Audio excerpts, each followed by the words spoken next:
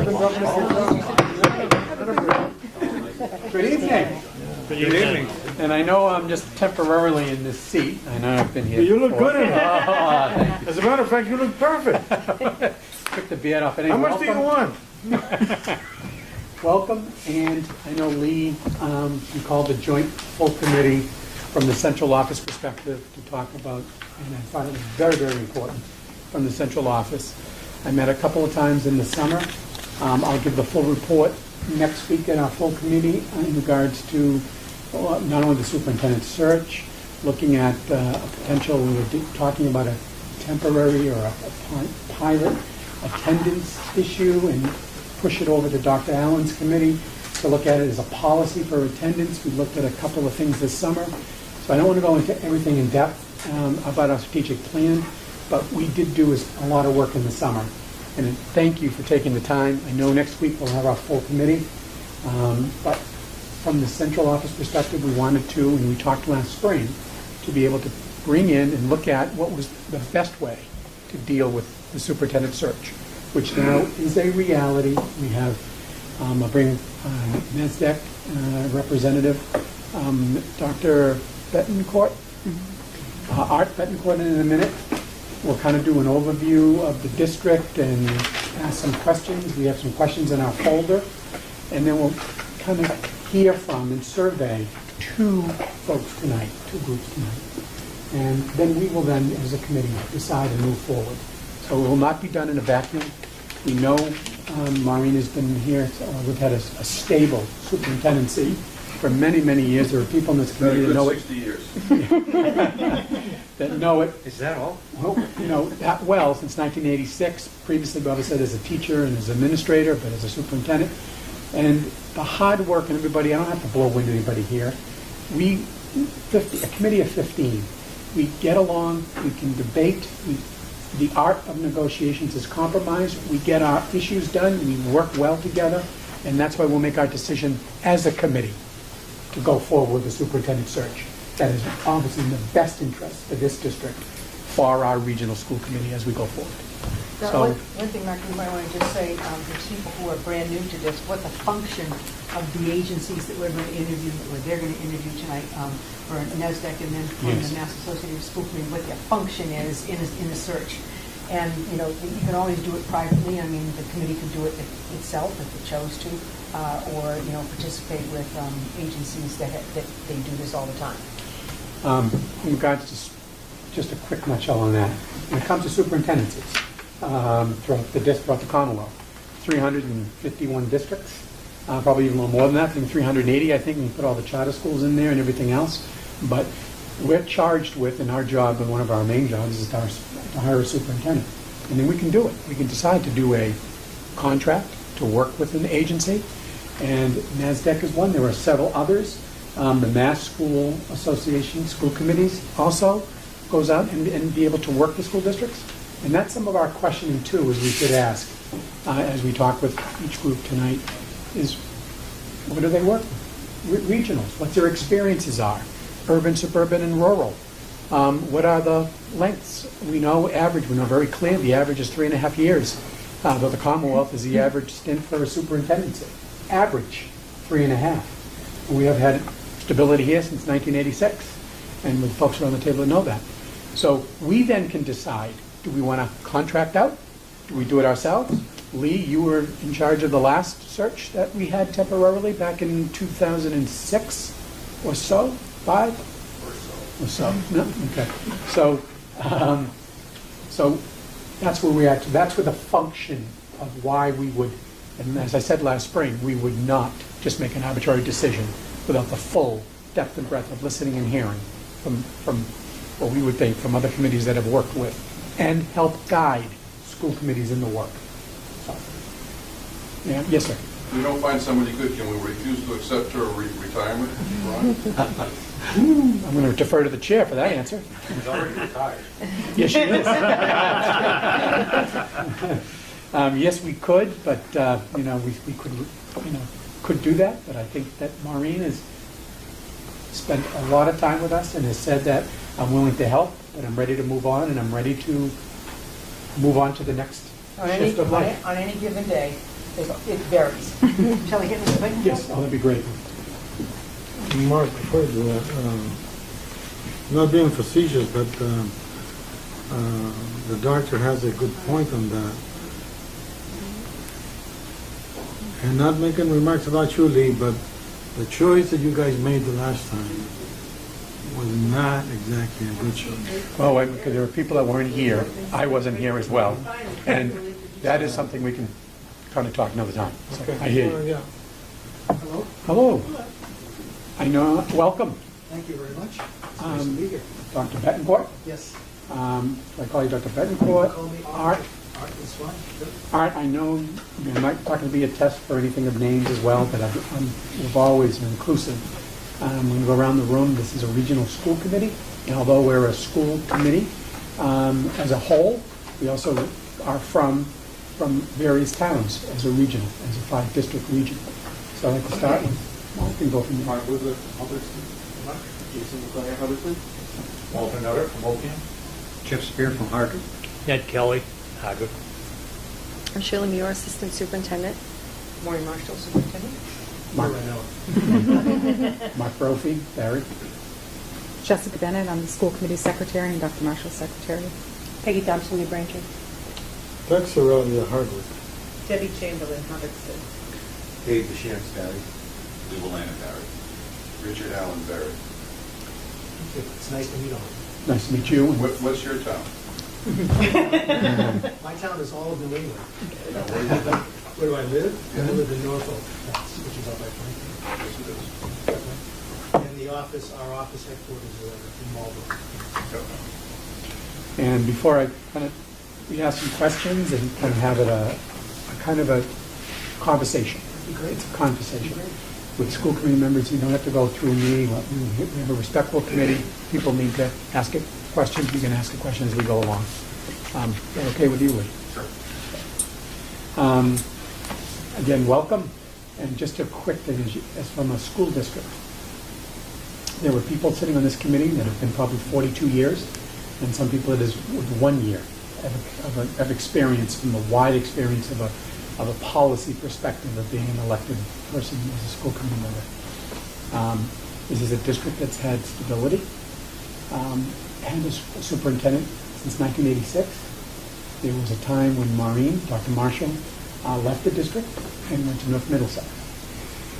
We did have a superintendent, and a person moved on, and we were at that time, along with several people in this committee, we stepped up and we were able to do shared services, superintendency.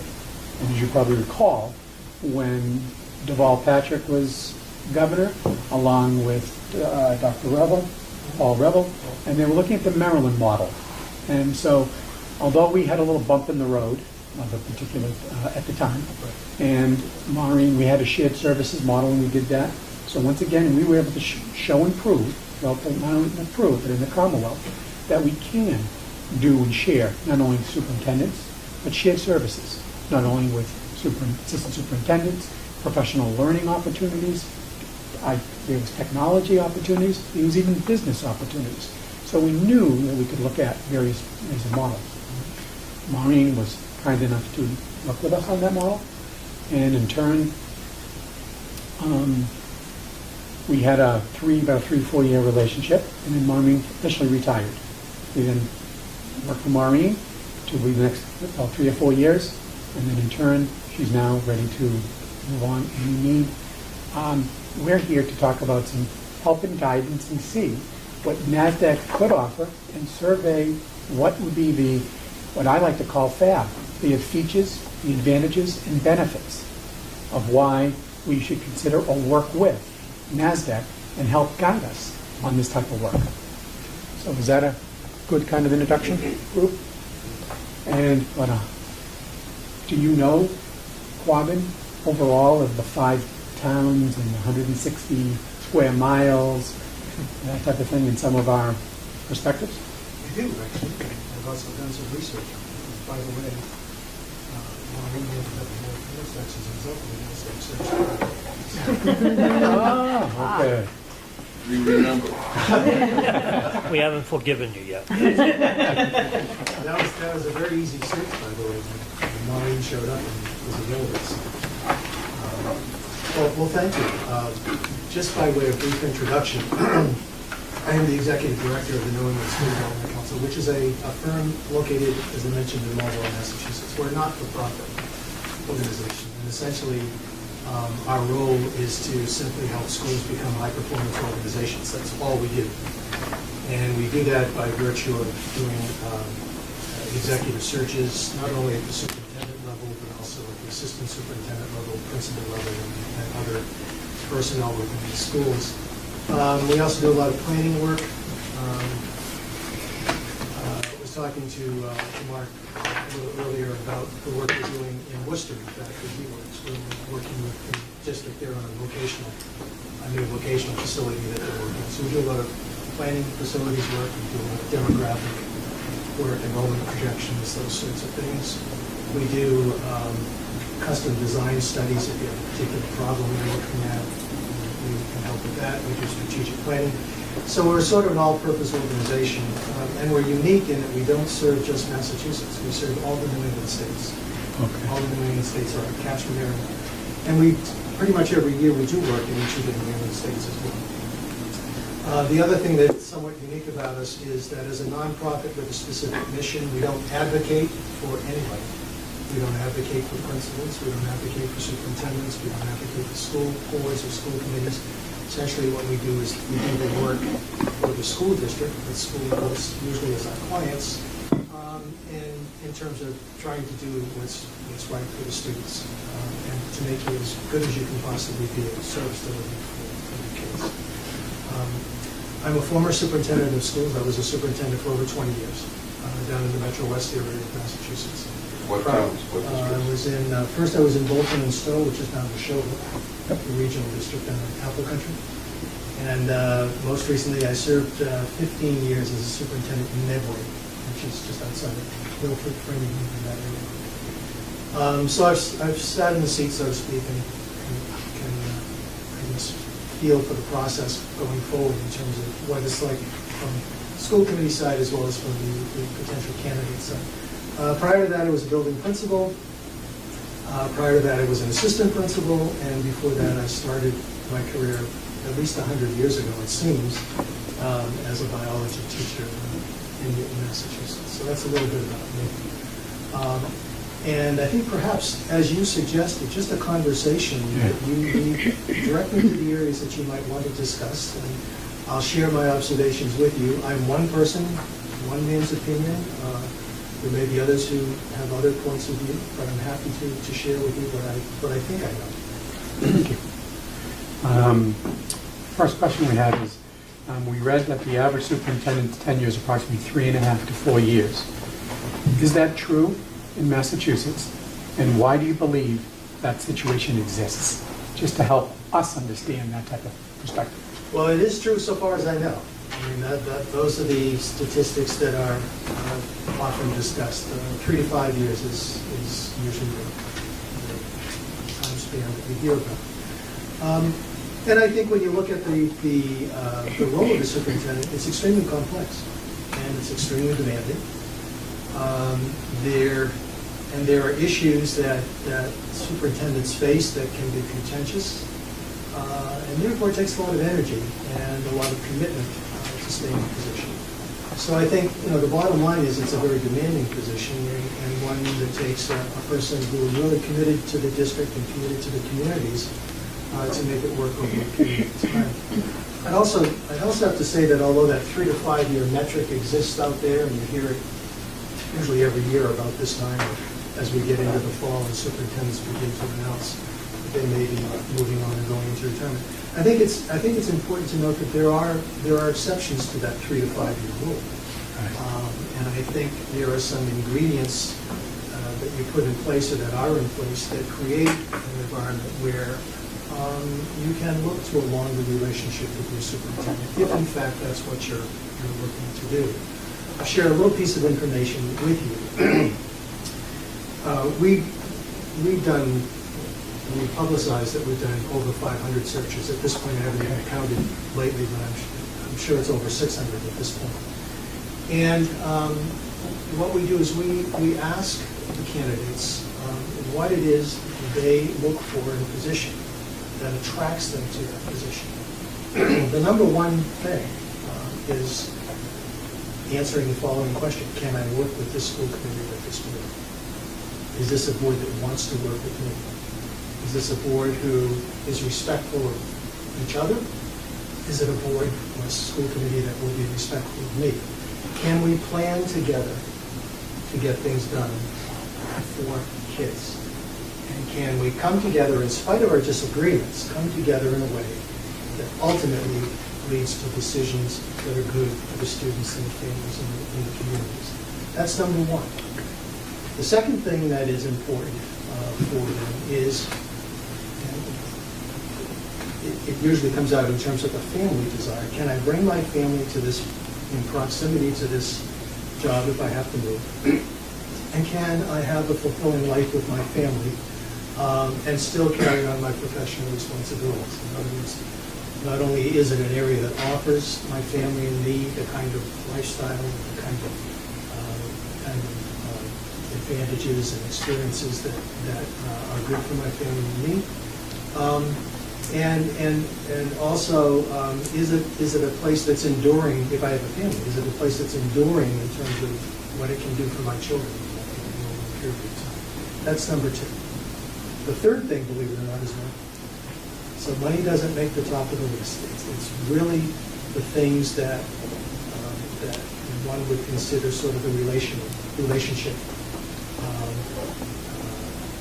variables, if you will, or aspects of the job that are important to you.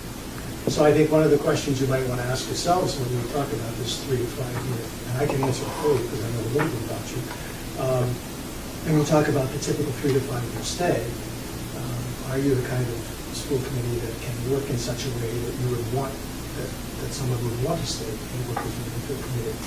My answer to that question is yes, because I'm somewhat familiar, not familiar in depth with the way you work, but I know that you work together. I know you've got experience on the board as well as some new people.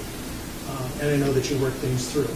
I also know that you've done great things as a district in a geographical area where great things are very difficult to do. You have wonderful facilities. You have a great program. I mean, a stellar program for kids. You offer kids a lot of options that a lot of other districts sort of outside of the Boston metro area find it very difficult to do, and you managed to do that. I think that comes from leadership. And I've known Maureen for a long time, and I know the kind of leadership that she exerts on the system. But it comes from the relationship between the superintendent and the board working together to make good things happen.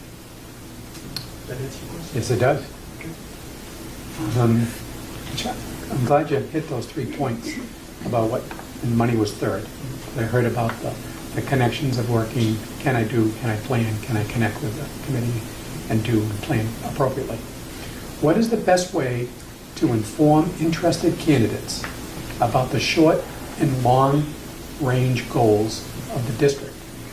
Also, by incorporating the best way to inform others, is what is the best way to get a high quality pool of candidates to make an application for the superintendency for quality? Well, I think in your case it's easy. If I'm not mistaken, you have a strategic plan. I believe you're in the process. In the process, correct. Re-upping it. So, Yes. I mean, the strategic plan is key to transmitting, I believe, is key to transmitting where you're going as a district. And again, with the present superintendent, I'm not surprised that you have a strategic plan in place, because I think that's certainly one of the things that she has as a high priority. And I think having that strategic plan available for candidates, either in some sort of summarized form, directions to go to the website, or however you choose to do it, I think would be very helpful. In addition to that, whether we were working for you or another firm, we would want to sit down with you and we would want to ask you, what are the things you think are important for candidates to know about? What are the things that you've done? What are the things you've been proud of? And by the way, what are you working on? What are the kinds of things you look to do in the future? And you can do that on your own. I want to, I should have prefaced my remarks by saying, I'm not here to sell you anything. Right, Steve. right. I'm here simply to help you. You're a member of NASDAQ, and we appreciate that, and I'm just here to sort of talk things through. There's no expectation that we will get any work out of this or anything like that. So I do think that it's something you can do yourselves.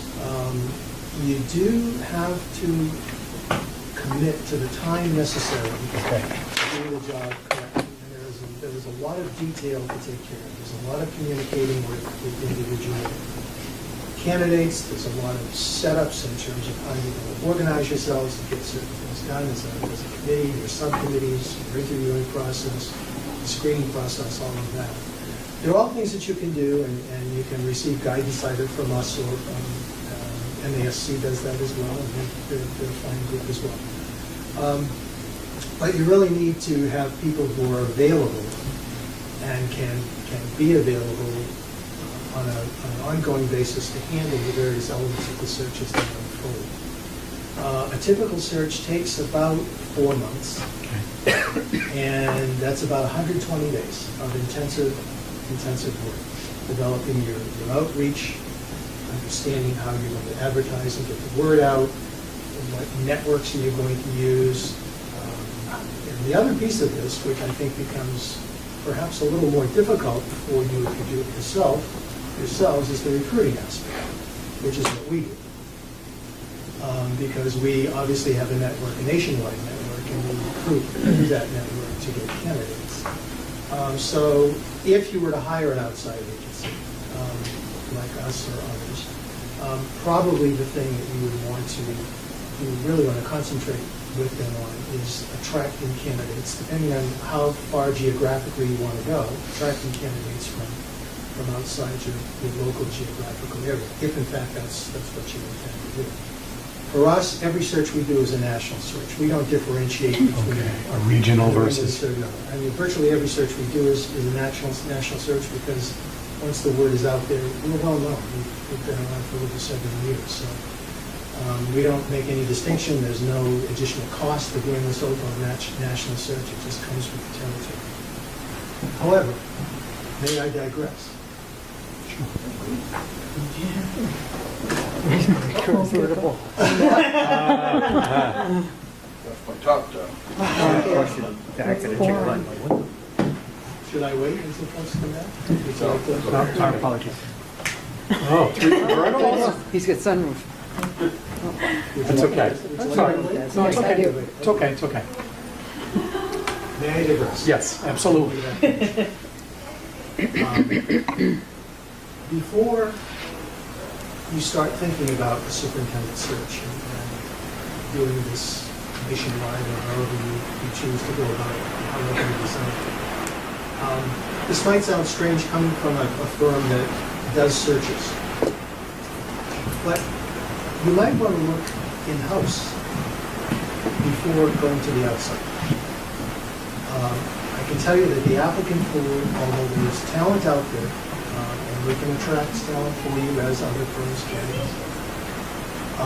the talent pool is rather thin. And finding that talent takes a lot of hard work, it's a lot of energy,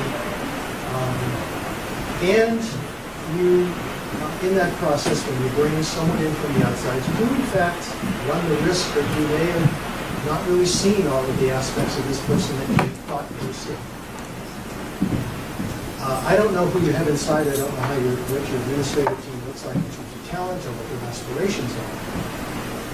What you might consider, and I'm not suggesting that you do this, but you might consider before you go to the outside, looking at who you have internally, you might be able to do a very good job as your new superintendent and save you a lot of time and money.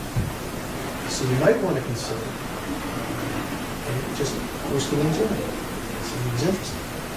Deciding whether or not you've got the kind of talent in-house that you can consider.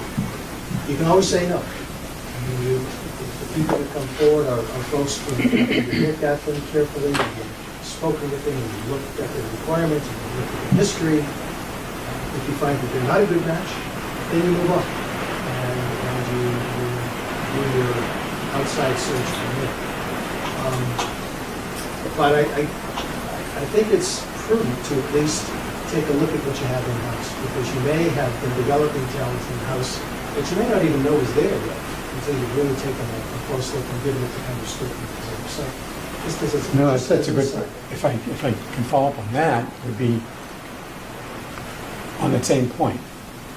What would there be any disadvantage to maybe potentially not go that route and still have that applicant or potential leadership in the person inside, or 2 or 3 people apply to also compete for that position? Is there in your experiences, have you seen a draw to that? I can see one way of saying you got somebody in-house, do that and maybe save some potential search money, but have you seen it the other way too, where yes, a school district hires your services and then the individual does apply and potentially rises to the occasion?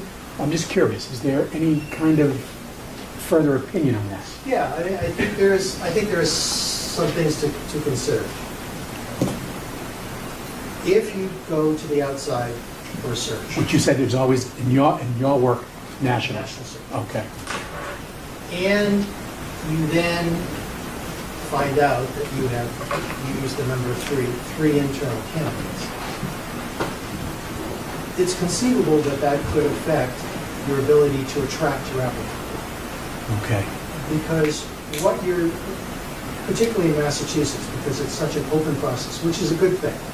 But the fact of the matter is, when you get down to your finalists, you're going to do your interviews and all of that Right. stuff in public. So the potential during this process is that candidates are going to be exposed to public scrutiny. And in order for example, a sitting superintendent who might be wonderful to take the risk of going into this search, knowing that the potential is there for that, for word to get out. Sometimes it gets out even before the finalist stage, which can be disappointing too. It's confidential. We hammer away confidentiality. The fact of the matter is, sometimes people slip. It's not intentional, but the name gets out. That can have an impact on that present sitting superintendent's position and his Okay. relationship or her relationship with his or her board. So, high-quality superintendents look very carefully at positions, and they talk with us a lot about, can I get into this and still protect my position where I am and not jeopardize my career? So there's a balance to be struck. And that's why we say it might be to your advantage. You can do it either way. We've done it both ways. Mhm. It might be to your advantage to get the internal candidate question out of the way first. So that if in fact you go to the outside, you're going to the outside in earnest, you've looked at your internal candidates, you've looked at their talents, you've looked at the fit, you look at what they can offer. They're great people, but at this particular point in time for your district, they're not the right fit. If that's the case, then you go to the outside. Okay. But you can do it either way. Right. But the fact of the matter is, internal candidates can have quite substantial impact on the applicant pool.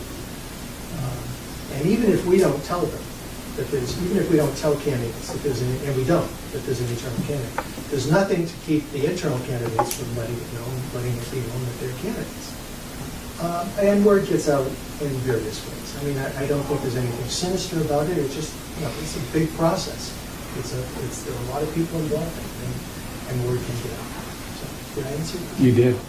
Is there any follow-up with that? We can remember this time? I got a question. What's your definition of a high-quality candidate? Candidate that you hire. No, I think what we would do is we would sit down with you folks, or whomever you designated us as, and we would go through with you the attributes that you're looking for in a candidate. We would ask you, what are the qualities, what are the personal qualities you're looking for? What kind of background you're looking for? What are the experiences you're looking for? And obviously, the great candidate is the candidate that meets all of those qualities. Now, frequently, there's no one person who can meet all of the qualities and characteristics that you're looking for. But you try to get as close to that as you possibly can. And also I can also say that, you know, a person's past history is a good indicator of what their future work performance is going to be. If you've got people who have been successful in the past and have done some really great things for school districts and for kids, chances are that person is going to come in and continue that path. So past is prologue, I guess, is one of those looking at. And how many candidates are you finding, say, under the age of 55 to bring in? Well, we can't use age as a I know that, but... but I would, there are How many candidates with a number of years before them to stay on the job? How about that? Yeah, it varies from search to search. And I think a lot will depend on how you elaborate or how you articulate what it is you're looking for. For example, this may not be your case, but there are some districts, because of declining enrollment, are looking to completely reorganize their school districts, which means not only looking at the way the patterns of attendance, but looking at the actual buildings and how those buildings are going to be used. Are we going to take offline the building that was built in... You take offline the building that was built in 1890 and you rent it out and you give it to the town for another use or something like that. If that's the case, if that's what you're looking for, then those kinds of, a superintendent with that kind of experience is not a bad thing to have around. If they've done it in another district and they've sort of gone through that process and they understand not only the financial and interpersonal things that go on, but the political stuff that goes on as a result of that. Do you have a list? So, I mean, we deal with that, and we deal with that a lot, because a lot of our work now is in enrollment projections and demographic work in districts that are declining and making those decisions. We do a lot of that work. In Metro Boston, by the way, it's going just the opposite. You go to Arlington or Belmont or those in Brookline, those towns are Chelsea. They're all growing, so it's a different phenomenon. But nevertheless, depending upon where you are and what your future looks like, you want to try as best you can, I think, to try to match what your needs are with the skills and the experiences that these folks have coming in. Thank you. No, just a quick question about the internal posting. So the posting doesn't have to be made public, is that? Well, made public, it's public within your school district, I guess. Okay. There's no mandate that you advertise, unless you have union contracts or something like that. There's no state mandate that you have to advertise positions. It's all done internally, so you can do that anywhere, which can be done with an internal memo. Can be done on your website. Lee? What an approach where if you look at an internal candidate, let's say you make somebody, whatever the title, interim or acting superintendent for a period of time before you would go for, let's say, your outside search. Any experience in that approach, and how does that fall out? Or how has that fallen out, in different districts? Yeah, it's a good question. We do have had experience with that. The same thing holds true if, in fact, let's say you put an interim in place for a year, and then you decide that you're going to go on to the outside. That interim could still end up being a candidate. Right. But it becomes clearer in terms of the school committee's intentions as to whether or not they wish to have that person continue. So I think that becomes a little clearer. That question about an interim superintendent is interesting in contractual terms. And so let me digress a little bit here. We talk about the relationship school committee to superintendent and how you want that to be a positive relationship. You want the give and take, the honesty, and the collaboration. That's true. But I think the part that sometimes is missed in all of this is it's a business relationship. You have a contract. I had a contract. The contract was for 3 years. And that was the commitment I made, unless the school committee and I sat down and said, at the end of your second year, we'd like to give you another 3-year contract, which is great. But I think what you're really looking at, no matter whether you hire an interim for a year or two, or you hire a full-fledged superintendent for a year, 2 or 3, that's a business agreement. that's what it is. You want it to work out, you want to work together, but in the end, there are business decisions that are made on both sides. And if the sitting, whether it's an interim or a full-fledged superintendent, is looking 3 years down the road and no one on the school committee is saying, geez, we'd like to have you for another 2 years, there's a message there. Yes. So I think I guess what I'm trying to do is sort of diminish the distinction between an interim and simply hiring somebody with a contract in mind for a particular number of years, and you go for it. And if it works, great. If it doesn't, you can easily part ways, and you can do it in a very positive way. You know, the superintendent wants this, and the school committee wants this, and people are going to search. Sort of like Steve Bannon. Yeah, right. Yes. Not quite like Steve. So basically, you're saying to do something acting or interim, it probably doesn't do the job. You do a contract and you live with it. I look at that as an option. I don't want to make recommendations because I don't think that's fair to you, but I think that's an option to take a look at. I mean, what do you gain from an interim? Yeah. Right. If in fact if it's only for 6 months, that's a different story. Well, you do gain something from the interim, because you see that party working, Right. and what the results are there. Right. And if you like the results, well, obviously you're gonna hire them. So there is an experience on there. Well, It's just hard to find somebody who wants to leave. there is and there isn't, because you, Well, that's a part of the gamble of life. okay, well, that may be. On the other hand, if I'm an interim and another position comes up, which in fact Of becomes course. a position that I want, then chances are I'm going to think about it seriously. So I mean, there's a downside. I'm not trying to say that that's the only way of looking at it, but I think there are Oh, no, there are you- broader options to look at here than I think just jumping into the search business. And again, we're a company that does searches, and here I'm telling you, there are other ways to go about it. And none of your comments are well appreciated and right on mark. You mentioned some things are public, some things are as part of the process.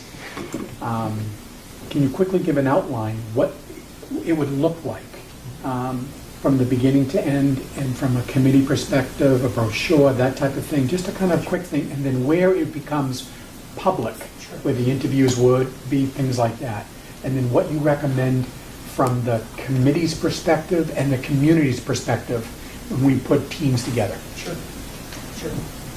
So if you were to do a typical search, as I mentioned, it's about 4 months, about 120 days from beginning to end. The very first thing we would do, as I mentioned earlier, is sit down with you and talk about your needs, what you're looking for.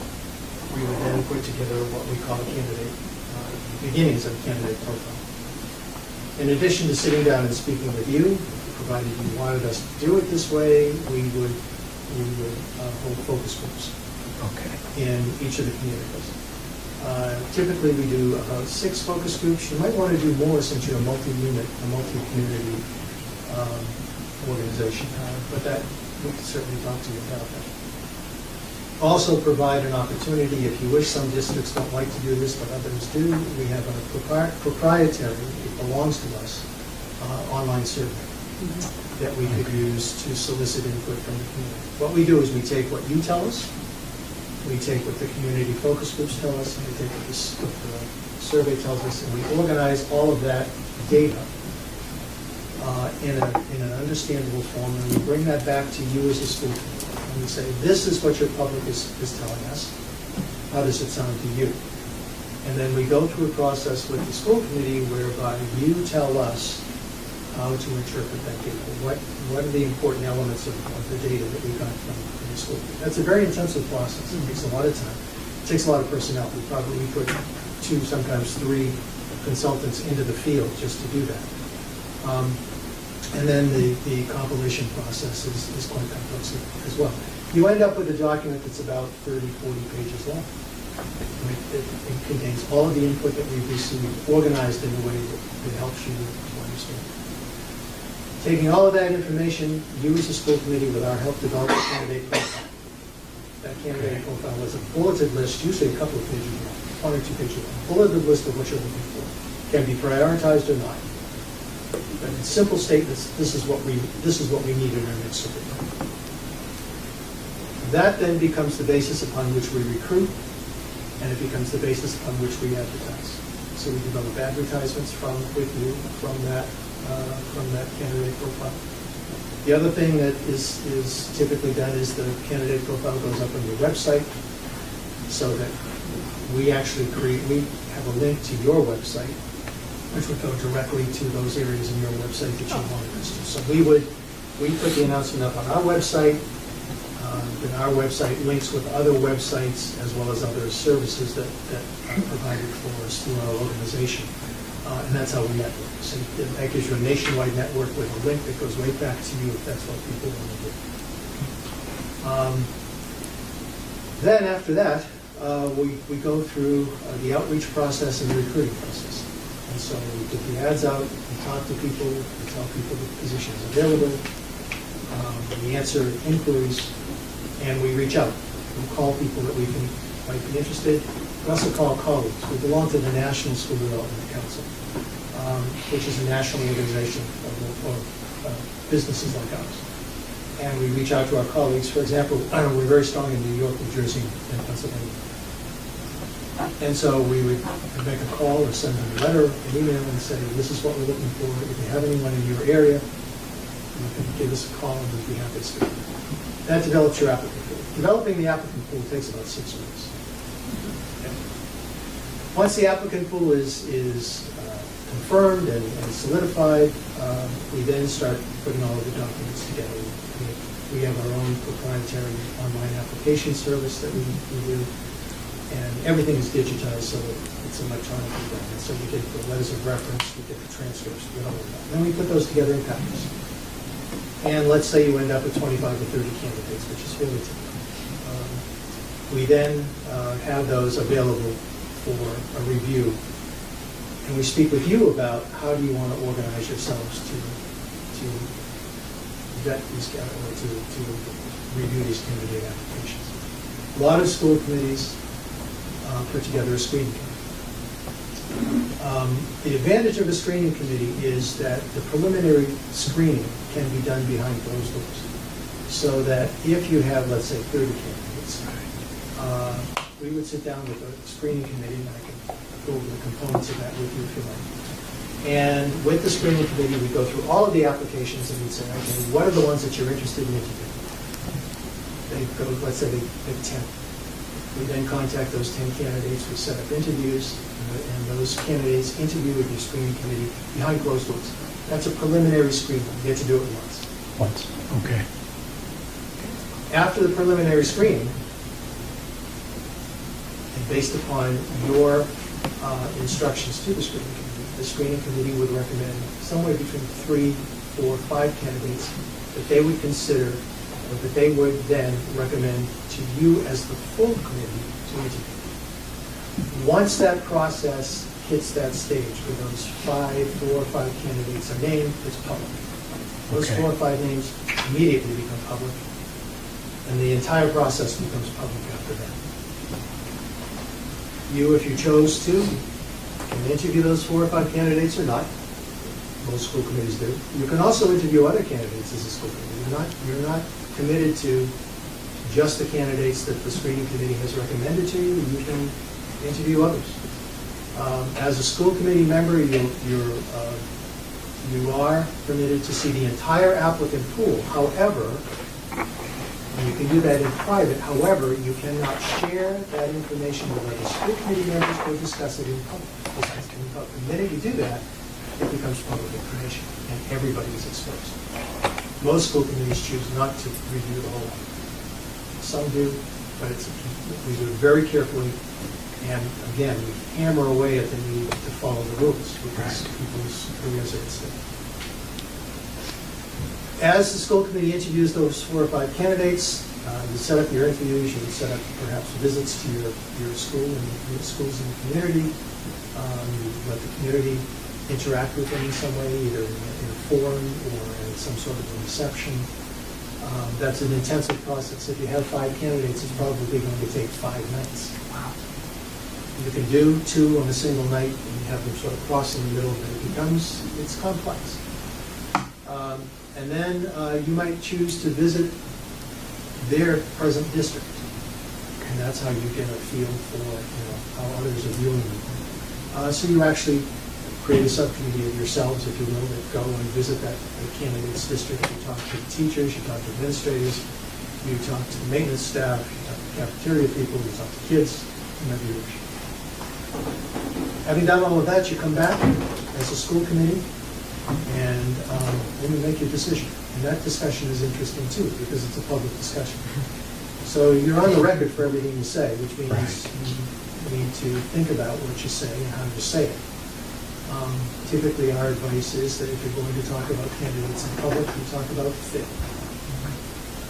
We have this need, they fit this need, they don't fit this need. Clearly, you don't talk about the dress they wore, the tie they wore, the way they were here, and those kinds of things. I'm not being facetious. No, I did.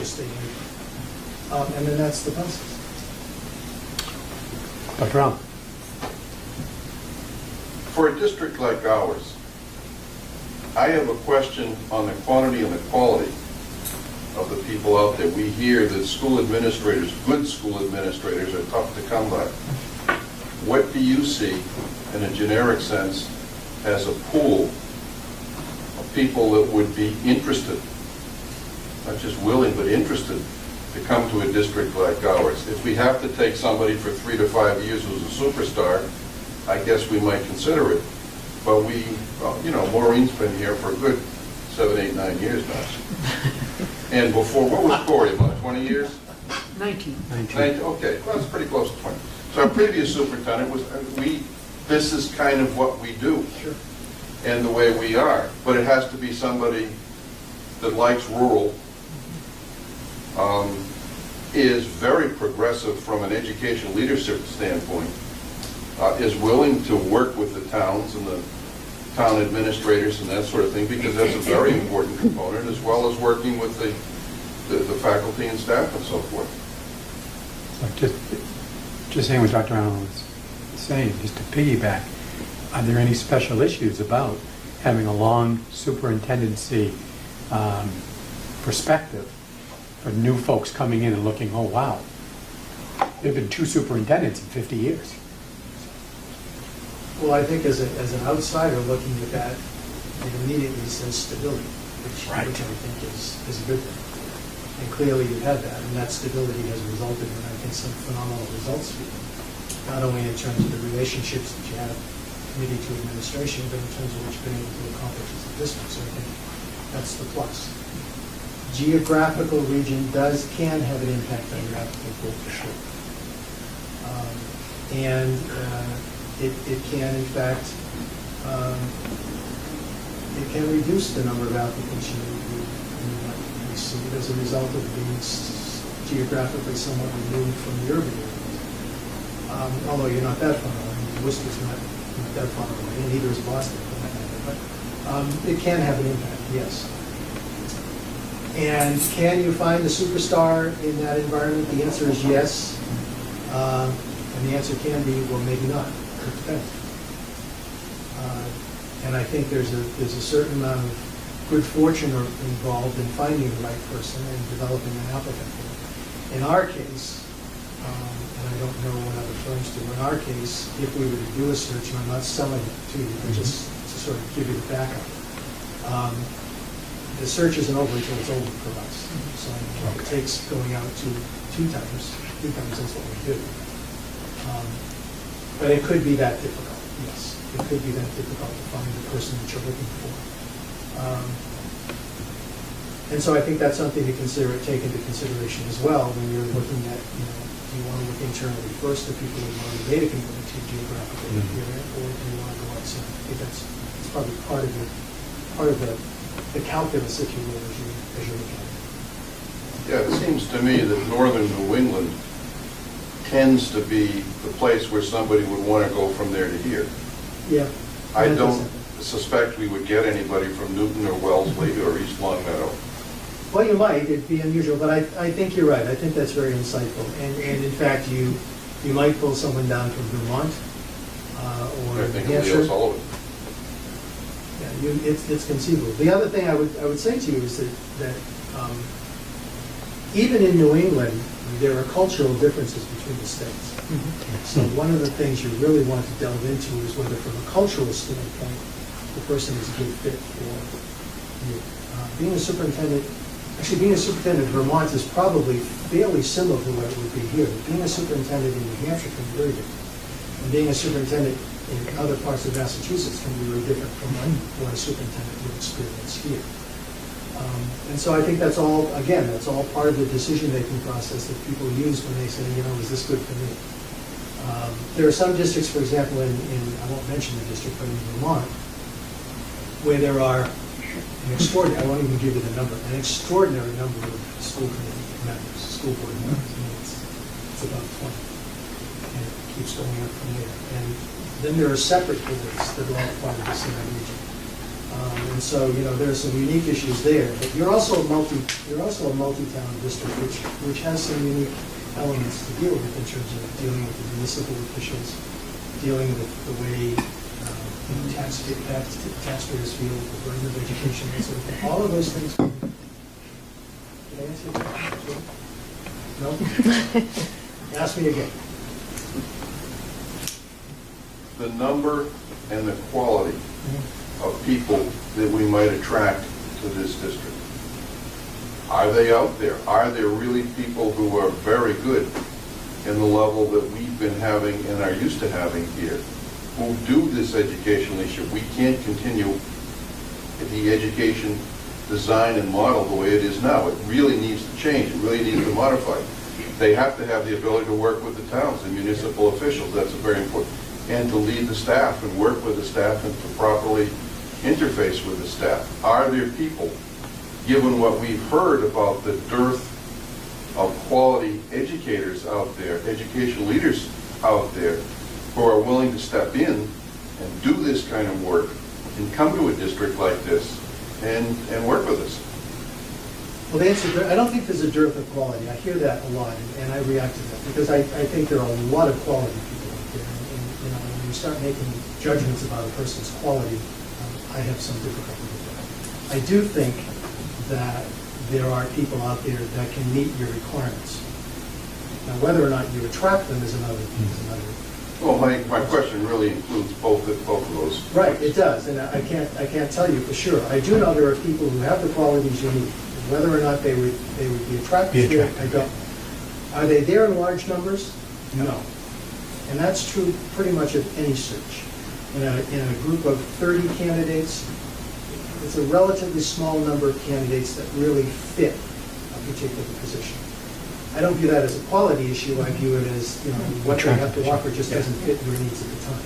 But yeah, that's a problem. I think that is a problem. Attracting the right person for your needs going now and into the future, that's tough work. And your geographical location doesn't make that any easier. Yeah, I think it would have to be somebody that likes Laurel and embraces Laurel, sees this as a positive. That's right. My company was in Amherst. It blew my mind. People, they didn't want to go to Amherst. It was two of them wanted to go to Boston. Right. Why would you want to go to a terrible place like that? Here or there, but. No, that's true, and that is a factor. Your insight is, I believe, correct. Lee.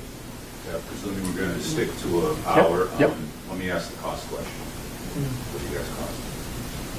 Typically, a search will run, if you put all of the elements into it, that the focus groups and all of those things, including your advertising, you're probably a little under $20,000. It can be done for less, depending upon the scope that you agree upon.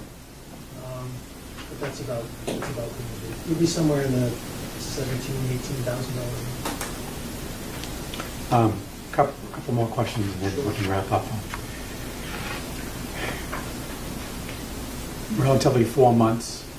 What is the timeline and frame superintendents are making decisions to start July 1st? We know July 1st tends to be the beginning because of the fiscal perspective. But on that, what is the best time frame, or we lose those potential great candidates that are attracted to us and vice versa that want to be part of this marriage? Well, let me say, first of all, the present superintendent gave you a gift because she gave you notice. And that really is a gift. That gives you time and options. Sometimes we run into situations where the superintendent announces in May, and we're looking for a superintendent to take over in August. 6 weeks, yeah. It becomes difficult. So you're in great shape there. You should acknowledge your superintendent for doing that. She certainly helps you there. What you'd like to do is you'd like to get your search in place and make your decision, I would think, by February or March. Okay, that's good. Thank you. Not only is that a good time for you, it's a good time for candidates because they have contractual obligations. They need to exit frequently, and it's a 60, 90, 120-day process. Although school committees are good, school boards and committees are usually pretty good about doing the process. The other thing, if you time this in such a way that you complete your work in February or March, you have a transition period where this new person can come in periodically, speak with your administration, speak with your present superintendent, get to know the lay of the land better, and be prepared on July 1 to hit the ground running. So it works out well from that standpoint too. On the other hand, I will tell you, we do searches all year round. We do searches in the middle of the summer, we do May, June, so we can deal with that, but you're in a good spot right now. Just a quick follow-up on that, kind of a wrap-up, and then if anybody else has a final question, we can do that too. What role, if any, just kind of picks right in about the timing and what the superintendent's and things like that, but what role, if any, should the retiring superintendent play in the hiring process? I would discuss that with your, not I, but I would suggest that you discuss that with your superintendent. It varies from district to district. I'll use myself as an example. When I was leaving my district, I didn't want to be within 100 miles of the search. And I didn't go to the meetings, I didn't talk to candidates until the candidate was chosen and we did the transition. I just felt that this was a community decision. I didn't live in the communities. Okay. It was a school committee decision. It's probably the biggest decision a school committee will make. And so I felt, I'd be there if you needed me, but I was going to stay away. And it worked out well for me. Beautiful. Peg and then Tex. How many searches do you have going on?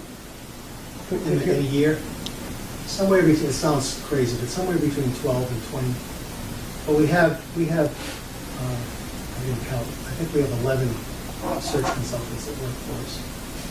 I coordinate all of the searches. I get involved in some more intensively than I do others, but we have a very experienced search consultant staff that does the work. And the good thing is they're out in the field and the firm is there to do the office work for them in terms of getting data, collecting data, I do the recruiting from the office, and that's right. Between 12 and 20, maybe 15, 16 a year. Tex? I'm more reserved by comments for the committee itself. Okay. Anybody else follow up? Yes, sir. I'm assuming those searches are not just for superintendents? No, well, we do other searches too. We do, between 12 and 20 superintendent searches a year. For New England States? For New England States. All over New Interesting. England. We're doing one in New Hampshire right now, and we're presenting in several other communities. So it's already begun to ramp up. Thank you. Mark?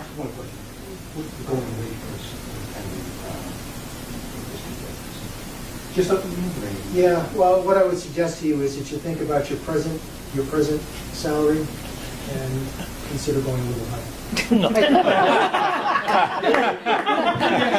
You understand we're getting a deal. But I'm asking for, I wouldn't give you a number, because I'd want to look at the districts around you. But I can tell you that superintendents will look at the present salary. So they can't because, see, I'm only making the 20%, so if they look at the budget, they never apply here. Right, multiply it by 5. Okay. Right. And they will use that as a gauge. And then they'll geographically go around and look at what people are saying. When we sit down, one of the things we do as a firm for you is we try to establish what their salary requirements are before they ever get to the stage where you're seriously considering it. And if we think there's a problem, we'll tell you. So if you're looking at paying somebody, I'll just use a number, this is not a good number, $120,000 a year, and they're looking to make $210,000 a year, then obviously if there's a problem, we'd let you know. Good. Anybody else? Seeing and hearing none. Betancourt, thank you very much. You're very welcome. Thank you very much. You're very Thank welcome. I wish you well, and if there are any subsequent questions, feel free to call. Good luck to you all. Thank you very much. Thank you.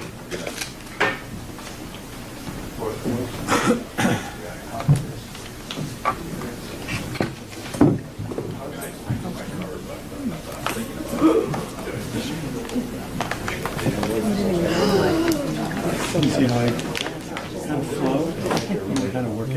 You never know. Not close enough. It's always actually close. Cousin of a cousin, cousin's cousin, 3 times. I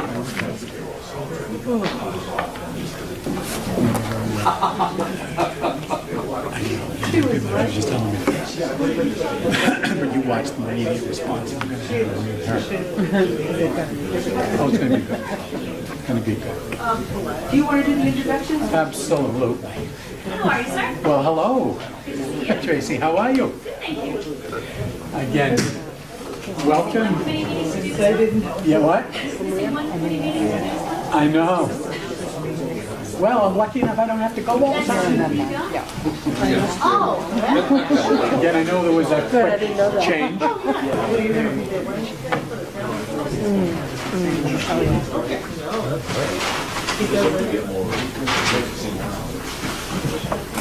Okay, we'll get us back on task, and thank you. I want to introduce Tracy Novick. Tracy Novick works for Mass Association of School Committees, and You work for us? I do. I did. That's right. And I know Tracy, she was a former school committee member herself in Worcester. Children go to Worcester schools, and I've known Tracy for several years, and I know how many years now you're working for school? It's been 18 months now. 18 months. July. So I know Tracy, and I want to welcome you to come and be invited, because we do have a superintendent search we're going to be embarking on. And I know you don't have to remember all our names, and I know you probably have something there, but we're going to have people go around the room and introduce themselves as well. Great. I'm going to actually give half, I don't know if I brought enough, I hope I did. But folders for you and some stuff. If you do that, pass those on while you're telling me about yourselves. Yeah, I'm Mark Wigler, and I'm from Hubbardston. Jason McClay, also from Hubbardston. Walter Nutter from Ocam. Jeff Spear from Hardwick. Ned Kelly from Hardwick. Sheila Muir, Assistant Superintendent. Maureen Marshall, Superintendent. Mark Brophy, Barry. Jessica Bennett, I'm the School Committee Secretary and Dr. Marshall, Secretary.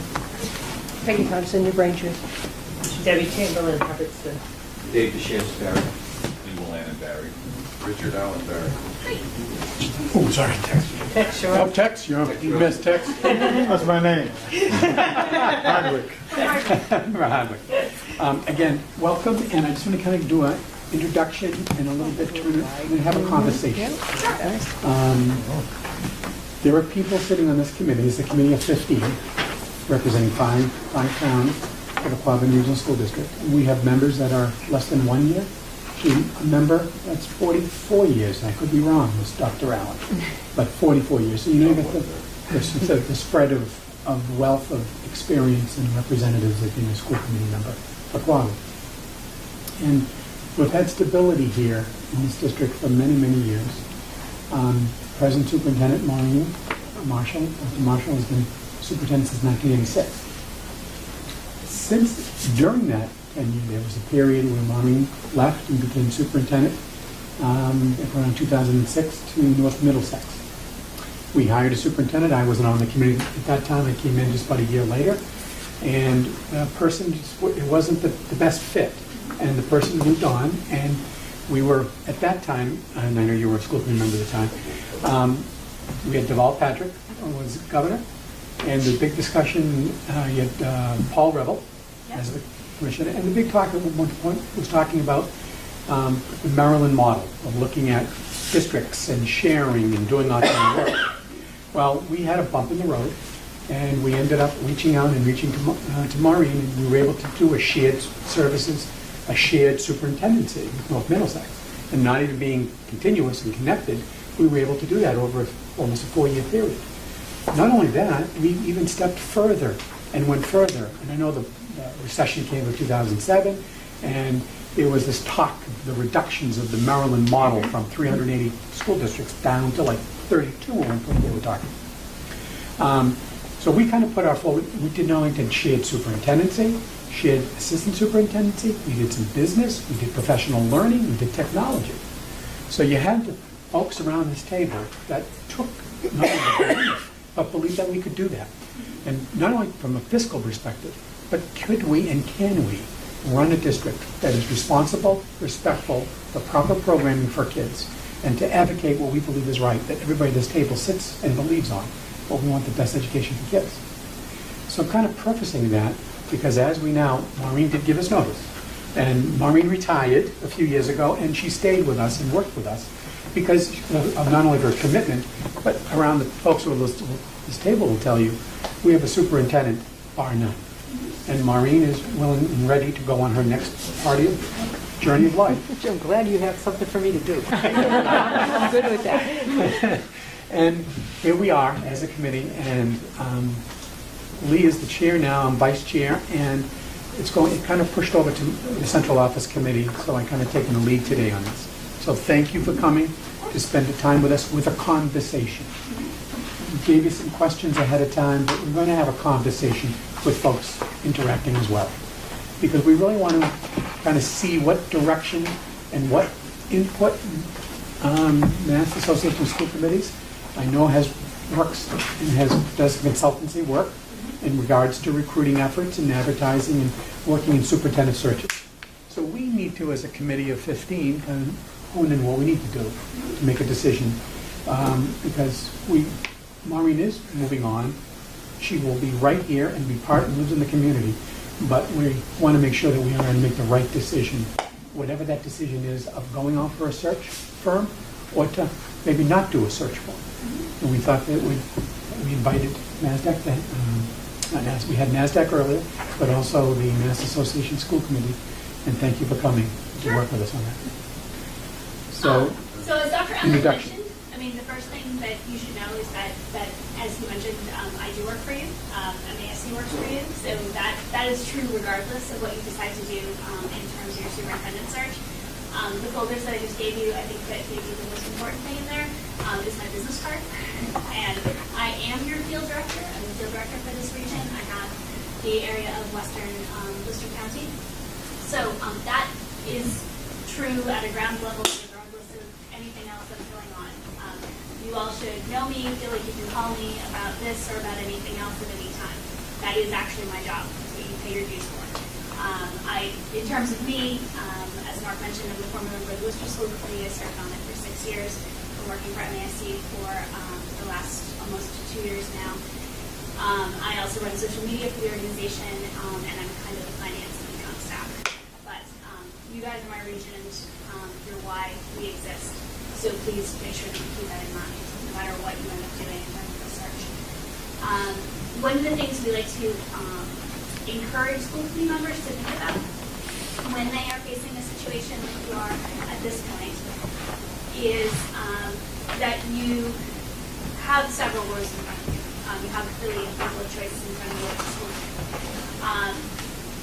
Everyone naturally sort of thinks immediately about a search, but you should realize that under Mass General Law, really there's only a couple of things that are spoken about in terms of hiring a superintendent. One is that it is the job of the school committee. It's one of your main duties. So congratulations, you get to do that. For some of you, for a lot of you actually, it's probably not something you had to do. Along with budget and along with policy, it's really one of your three main realms. Other than that, and following the open meeting law, there aren't a lot of parameters that regulation and law says you have to follow. So while searches are naturally the direction people tend to think of, there is nothing to prevent you from simply hiring someone. That is something that you absolutely can do so long as you observe the open meeting law in doing so, so long as that you choose someone who actually can be certified under Massachusetts regulations. That's entirely within your purview. That's okay.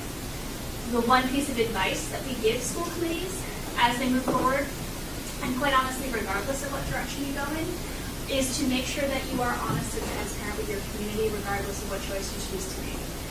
In other words, because this does tend to happen, If you, as a committee, have an inclination to hire someone, but decide to do a search, that is the kind of thing that tends to get committees into trouble and tends to create uproars in the community. Either do a true search or don't do a true search, but don't pretend to do a search when there's already the next step. That does occasionally happen. It's not the best way to go. There is, however, nothing to prevent you from hiring someone, and so long, honestly, as long as the committee is honest and transparent about it and about the process, follows the open meeting law, and is clear with the community about the decision, that isn't something that tends to go poorly. So don't feel that that's less of a choice, if that's something that is a choice that's in front of you. That is something that committees do. I'd say, honestly, looking across the state in an average year, that happens probably close to a third of the time. So it's not even unusual. The other two things you can do is you can choose to do the search yourself. And this is something that only I'm going to talk about because, I mean, it's obviously a weird thing for a search person to come in and say, but this is something that where you get some stuff from MASC regardless. In the right-hand pocket of your folder, if you want to look at it, there's a booklet that talks about conducting a search. On page 19, there's a list of things that MASC's field directors will do for you if you choose to conduct your search yourself. There are committees that do that. Usually it's run by a subcommittee, and they essentially are the ones who oversee the search. I don't want to incline you in any direction, although I don't know of anyone else who has an HR director who serves as vice chair, so that puts you in an unusual position there. But that is certainly something that some committees tend to do. Usually true of smaller districts, usually true of districts that perhaps feel more confident about the direction that they want to go in. But there are things that you then still can call essentially me for, that you still get from us. You still will get things posted on our website. Things will still go out through our contacts, which are national. You still can talk to me about things like how do you arrange the process, how do you make sure the questions happen, and so forth. We would not be staffing the search if you didn't hire us to conduct it. But I'm still your field director. You still are members of the organization. There are things that we do for you regardless. So that is another option which is open to you, which not all committees realize. That can go well, it can go poorly. Part of it honestly depends on the relationships that the school committee has amongst themselves and how much they trust each other, because you're not turning it over to a professional, you're turning it over to members of your own committee. However, that doesn't limit the success rate, and I would say that happens probably in about a third of the districts across the state too. That it's something that people do themselves with consultation from us. The third is that you can hire us or anyone else to do the search. There is a flyer in there about that.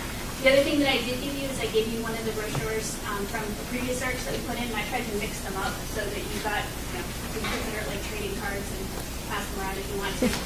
Just to give you an idea of the kind of thing that we put out, these are ones within the last year or so. We would staff the search, and the flyer that's in there in the left-hand pocket actually talks about that. There's a rundown of the way the timelines tend to work on the right-hand page of the things that happen over the course of the process. That does involve things like us coming in and running focus groups with parents, with teachers, central administrators, town officials, and then going through the process. We do have a nationwide network, as well as an extensive local network. I can confidently say that we conduct most of the searches in the state of Massachusetts. I think probably for obvious reasons. We are the school committee organization in Massachusetts. But those contacts are something that then is put at your disposal through the process. We are with you through the whole thing. We staff the interviews. Perhaps one of the more valuable services we provide are we're the ones who call the people who don't get the jobs and don't get the callbacks. Those are hard phone calls to make. But we also then are there as you're doing things like actually starting into contract negotiations and making sure you get your superintendent. So those are kind of the three paths. I just want to make sure that you realize that while I'm here to talk to you about searches, you have a couple of choices. Fantastic. I'm going to start with a couple of questions, and I'll turn it over to the committee. One of the questions we started off in the first with NASDAQ was, we have read that the average superintendent tenure is approximately 3.5 to 4 years. Is that true in Massachusetts? And why do you believe this situation exists? It is true in Massachusetts. It is an average, so of course there are outliers, Yep. as you would be in good Massachusetts now.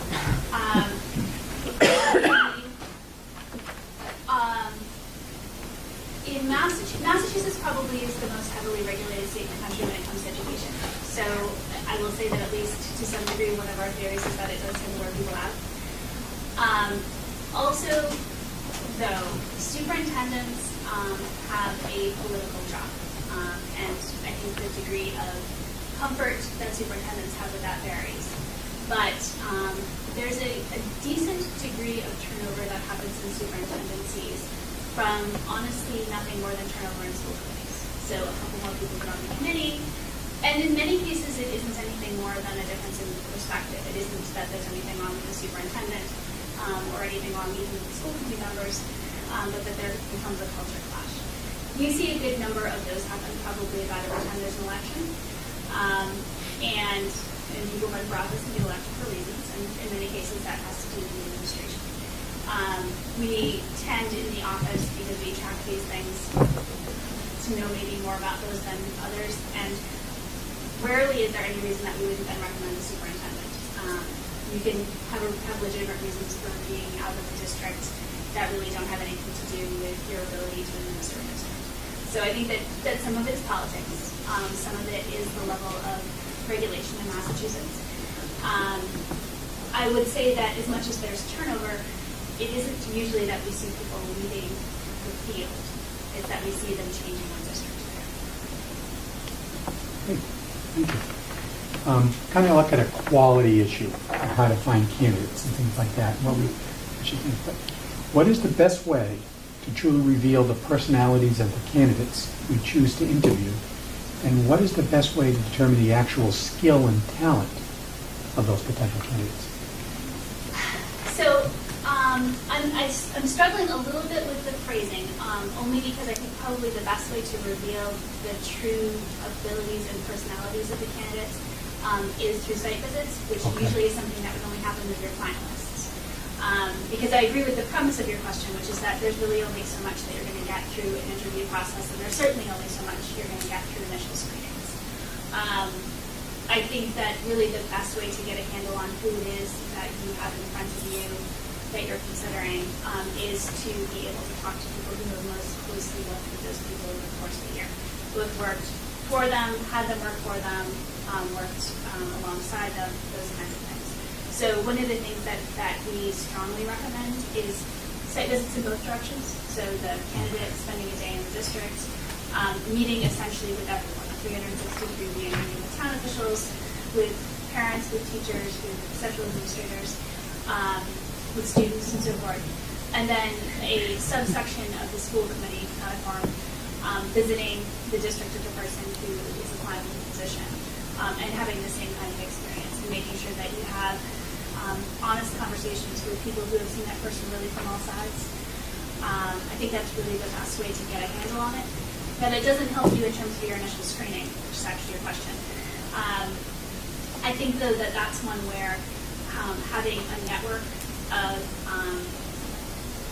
us, for lack of a better word, MASC knows all the superintendents in the state. Many of them are ones that we've either worked with directly or in some cases have gotten their job or have helped train them for their jobs or those kinds of things. Those that we don't know, we know people who worked with directly. And in some cases, this really does turn into, in all of these cases, you have to trust the judgment of other people. But being able to say, here's the history of the person, here's where they came from, here's what their experiences have been, bluntly, here are the issues we've seen with them or not seen with them. I think that's honestly one where being able to some degree to trust the people who are involved in the search is useful. Thank you. Anybody right now have a question? Go to another one.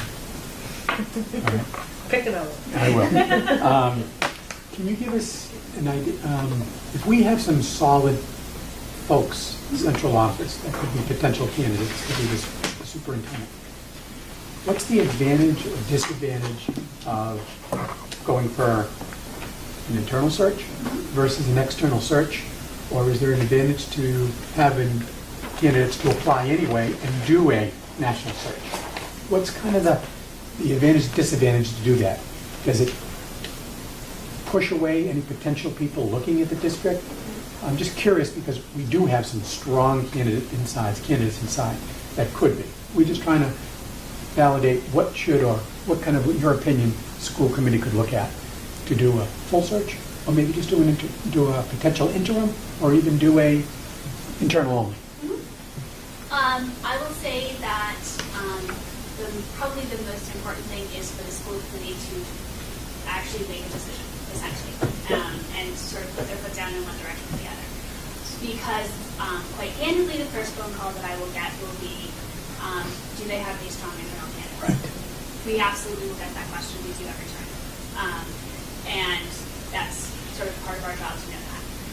And then to be able to gauge, realistically speaking, are they really strong internal candidates, or is this one where they're pro forma going through the motions? Because that happens sometimes too. School committees feel awkward and they feel like they have to do something as a courtesy. And I will say, as much as your jobs are political, because I understand that because I did it too, it is honestly better to not do that, to not lead people on, and to make the decision at the beginning. We're committing to an internal candidate or committing to an internal process.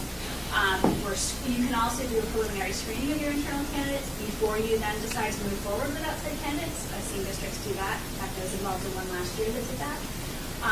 That can be a way of at least acknowledging that you have internal candidates and that you essentially then have made a decision that says, not strong enough for us to just go forward with that, but either they're in or they're out. And that also is much more fair, honestly, to any internal candidates because they then feel like they've maybe gotten the nod, the initial nod of we acknowledge that you're here, acknowledge your work. And I mean, quite honestly, people who are within systems either work to become superintendents or they don't, right? If you're in education, that's the thing that you're working on doing. It's not uncommon for us to have a preliminary screening of someone where we say, you're not actually ready to do this job yet. Here are weaknesses we see in your background, your training, your experience. Those are conversations that we have with superintendent candidates as well.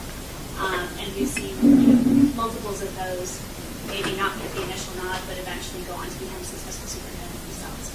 So you shouldn't even, as you know, people personally, because everyone does in districts, feel that this is a long-term neg on these people. That isn't the case. Thank you. Ned? Yeah. So when it comes to searches, do regional school systems in Central Mass pose a different challenge than, say, schools in the eastern part of the state to the people you try to find for us?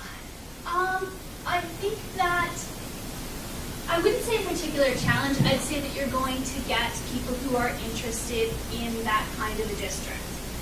So that people who want to work in, a single district that's closer to urban Boston are not necessarily people who are going to be looking for regional school districts, honestly, regardless of how regional they are, or how rural they are. One of the conversations we often have in the office of essentially how many people do you work for as superintendent? We work for the school committee, but then every superintendent is also juggling municipal officials. And maybe you're juggling one set of municipal officials, or maybe you're juggling 5, or in other parts of the state, maybe you're juggling even more than that. And I think that there are people who are who welcome that as part of the job, and there are people who would not in any way be able to handle that. So, is your pool limited? Yes, but your pool would be limited anywhere because the people who want that kind of a job don't want the kind of job that's Brookline or Cambridge or Wellesley either. Dr. Allen? Yes. Yeah, I'd like to piggyback on what Ned said. The quality and the quantity.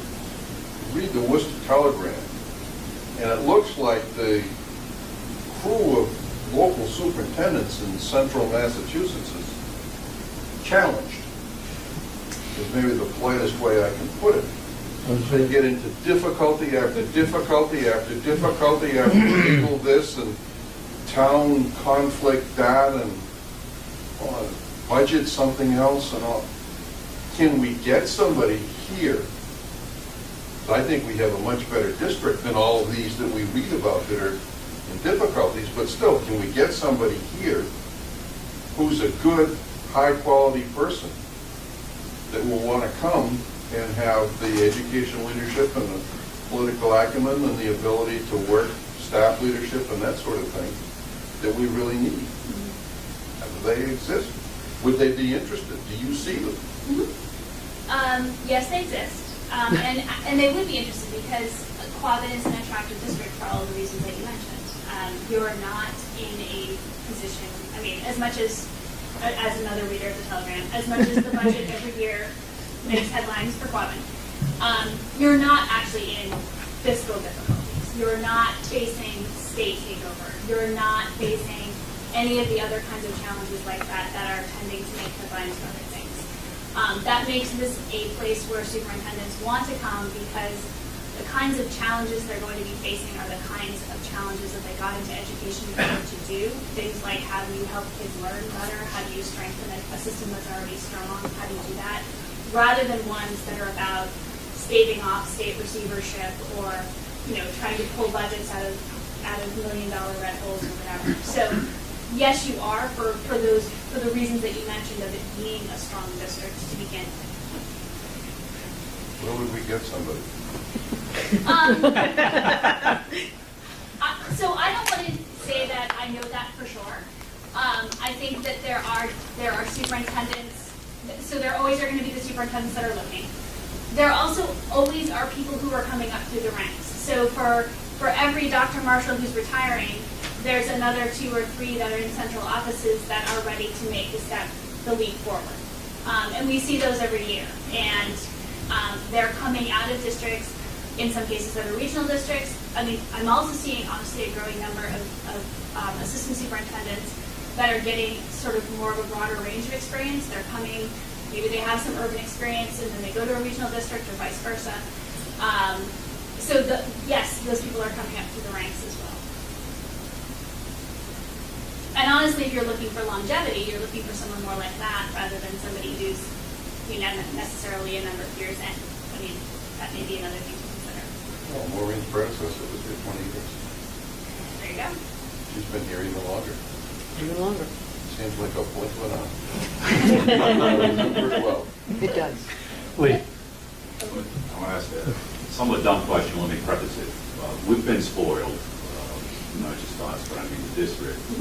Although it's been a cutting-edge, two-edged sword for Maureen, that pretty much all our administrative people live in district. You know, at 3 in the morning on a winter day, I know Maureen is out there speaking with the DPWs, etc., and I just know it's being done. I was involved in the last search that we did, and I guess it didn't hit me until we got towards the end that, gee, none of these people actually live around here. And to the point that, are they really going to be around? I almost wanted to say, are you going to move into the district? Can we, if we do a search, can we put something in that search that says, oh, by the way, if you live outside of Quabbin, we expect you to move into Quabbin? You can, but you'll limit your pool. Okay. No, I understand we would, but that's something you think that is doable. It's doable. There will be people who won't do it. And another thing, though, is also to consider Within the range. Does it have to be within the 5-town range, or what if they were 1 town over? Right, no, I understand. But if somebody was from, like, if there was a very nice candidate who was living in Brookline or, you know, Abingdon or something like that, and they said, and they looked good, but they said, well, we're just going to commute. I mean, there are situations that arise where 9 to 10 o'clock at night maybe, or on a Saturday it's at 2 o'clock, our superintendent has to be here because something's going on. And like I say, we've had that luxury where she's here and our assistants are here and other admin people that she needs to deal with are here, boots on the ground, so to speak. And to me, I think it's a negative. Not that I would say I won't vote for a person there, but to me, it's a negative if somebody is kind of far afield outside our district geographically. And realistically speaking, that might be a good reason to try to watch them and listen to the winter time, because they're the only tackle Route 31 during a snowstorm once or twice without knowing what you're looking at. I understand this is native of Sterling. So, Oh, yes. that sounds like a joke, but I actually mean it sincerely too. Yes, so I think it's worthy of consideration. I think that you should realize the potential drawbacks to making that decision if you choose to go in that direction. Timeline. What is your recommendation, or what are your thoughts on what is the best time to do it? How long would it be? When would we want to get somebody in place? As early, better understand, but kind of an overall timeline on it. And at the same time, can you tell us a little bit what is public versus non-public as we go through the process? So I noticed that one of the things that you're talking about is the completion of your strategic plan, and I think that certainly bears consideration in terms of your process.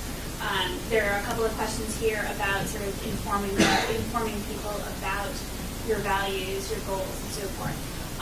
And having, if that is on the verge of being completed, having that as a launch pad for the search, it would be wise. You don't want to sort of try to have those two things being managed at the same time and then potentially kind of clashing or overlapping is not really the best idea. So I would get that set first. And that then becomes part of the materials that we would be sharing with candidates. This is the process that this is what the district has just completed for their strategic plan. Here's the direction that the school committee actually sees the district going in. That's an important thing for them to be considering as well. You are doing this at the right time. I mean, I will tell you bluntly that I'm in, I think, 2 other districts over the next couple of weeks who are also starting off. I think we've got an ad going public tomorrow for, so this is a good time. Particularly, you owe a thanks to Dr. Marshall for kind of giving you the full year, because that means that you're not rushing. I've seen some districts try to crunch this in the spring, and it does affect the quality of candidates you get, and it does. It also means you can't be quite as reflective, honestly. So those are both to your advantage. I would say complete the strategic plan.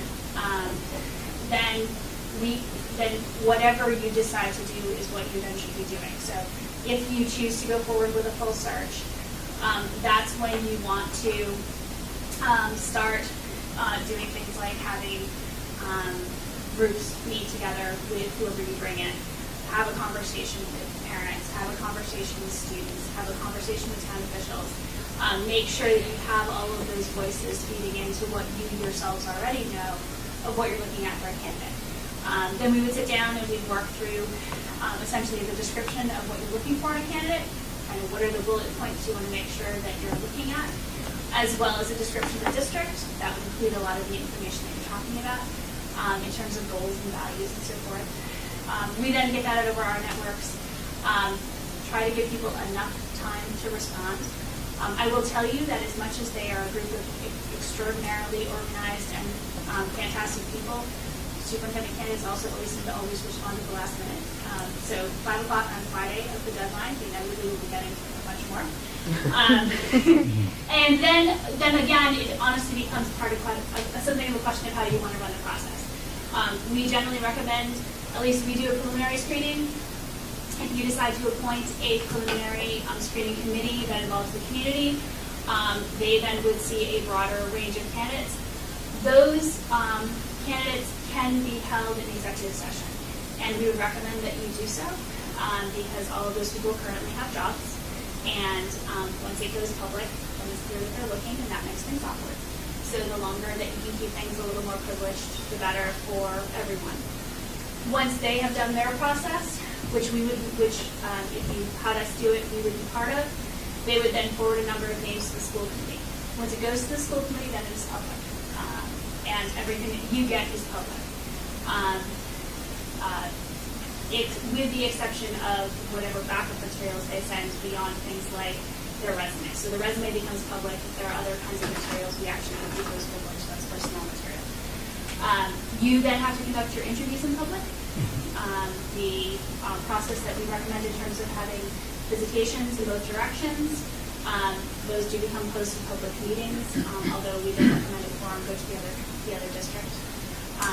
And then you conduct your final decision in public as well.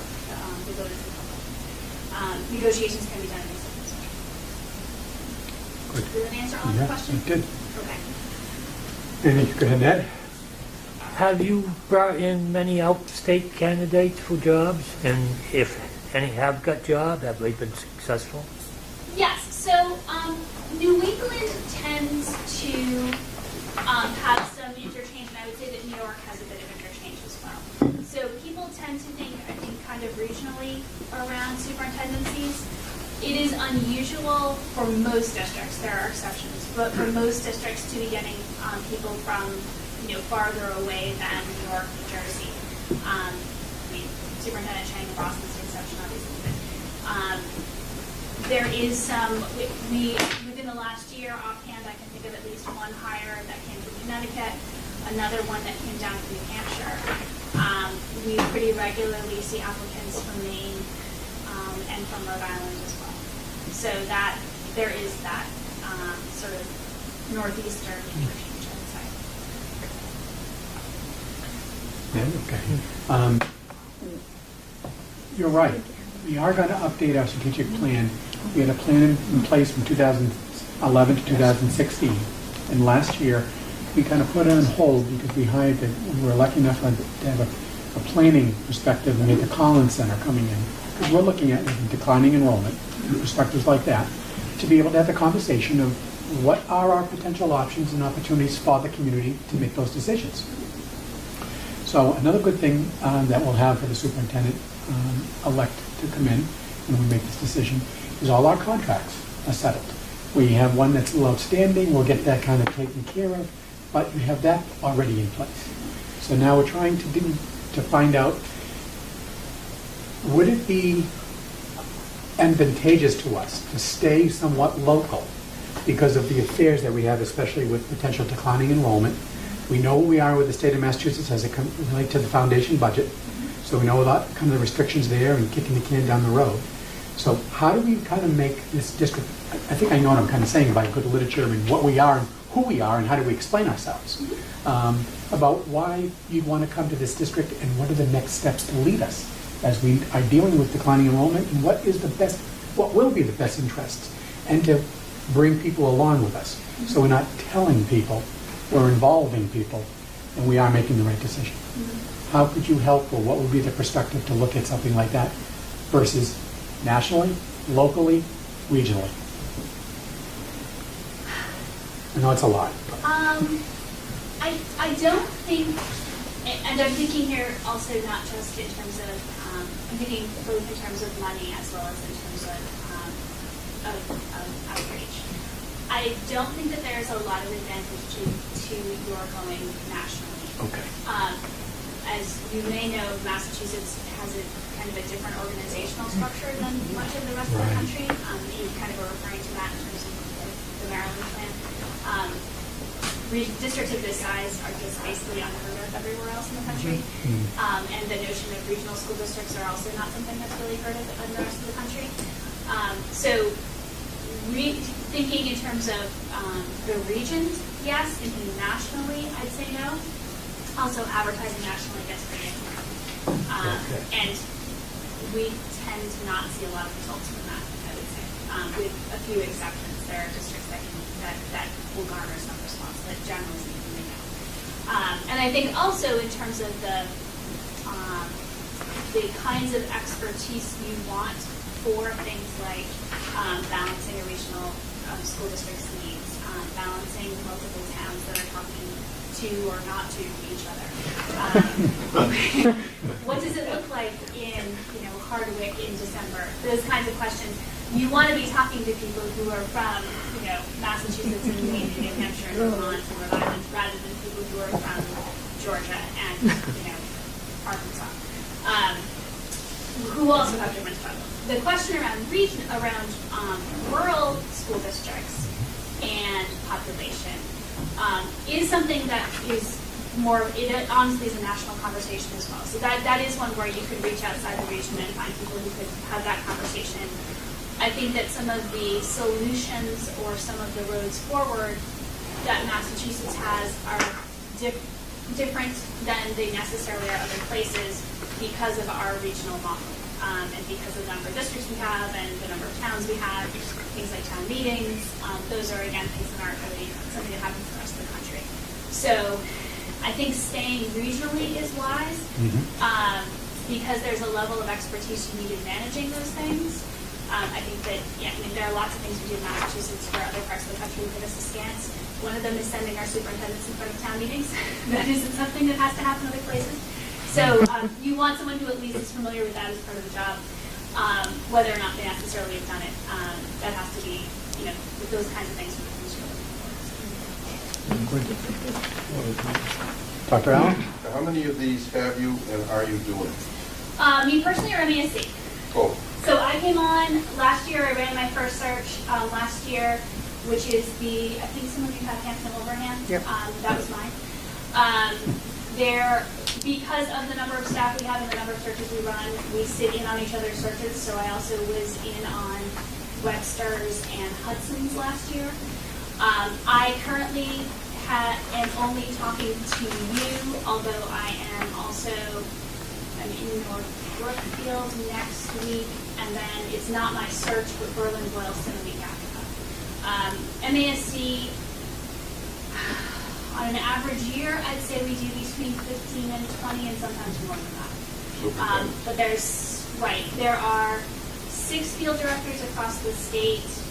4 of us are full-time, and they generally are done by region. So I have the smallest region in the state, which means that I generally would have the fewest number of searches, but it also means that I end up sitting in a lot more. Well, you read the Worcester Telegram, I think you'd be busy as the devil. We don't do all the searches. We do many of them, but then also that honestly comes into the how many of them are actually doing full searches. Some of them are hiring internally. Some of them just look next door and hire someone. In many cases, they don't necessarily do the full search. Do you see an advantage or disadvantage of hiring interim superintendent versus hiring a superintendent? Just using that title of interim.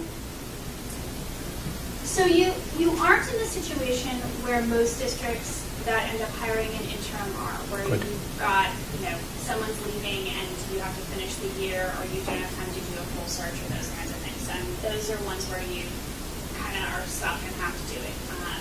That's when we really get panic phone calls. The one thing that I have seen done, actually, I think there's a couple of districts that are doing it this year, is when there has been an internal candidate where there is a question, not of whether or not the person can do the job, but whether or not they necessarily have the level of experience to step into the role fully. And in those cases, sometimes what will happen is the district will hire the person as an interim, either MASS or otherwise will somehow will make sure they have somebody who's acting as a mentor who's in the district a couple of days a week. Get them the kind of sort of take off they need. It also, in some degree, gives a tryout on both sides of, is this person actually really a good fit for this role? It's a different role than maybe we've seen them in.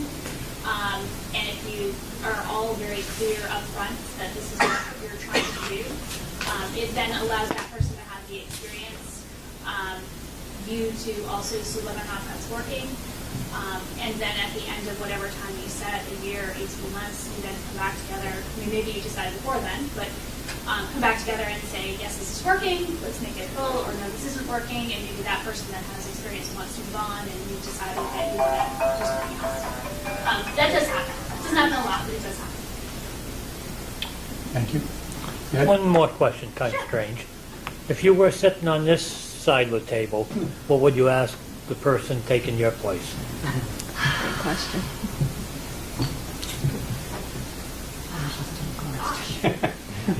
That's Lee's question. That's a great question. Because I've only looked at RFPs, I've never actually had to do the interview. Don't be self-incriminating. Well, remember, I worked in Worcester, so there are occasionally illusions or delusions of grandeur.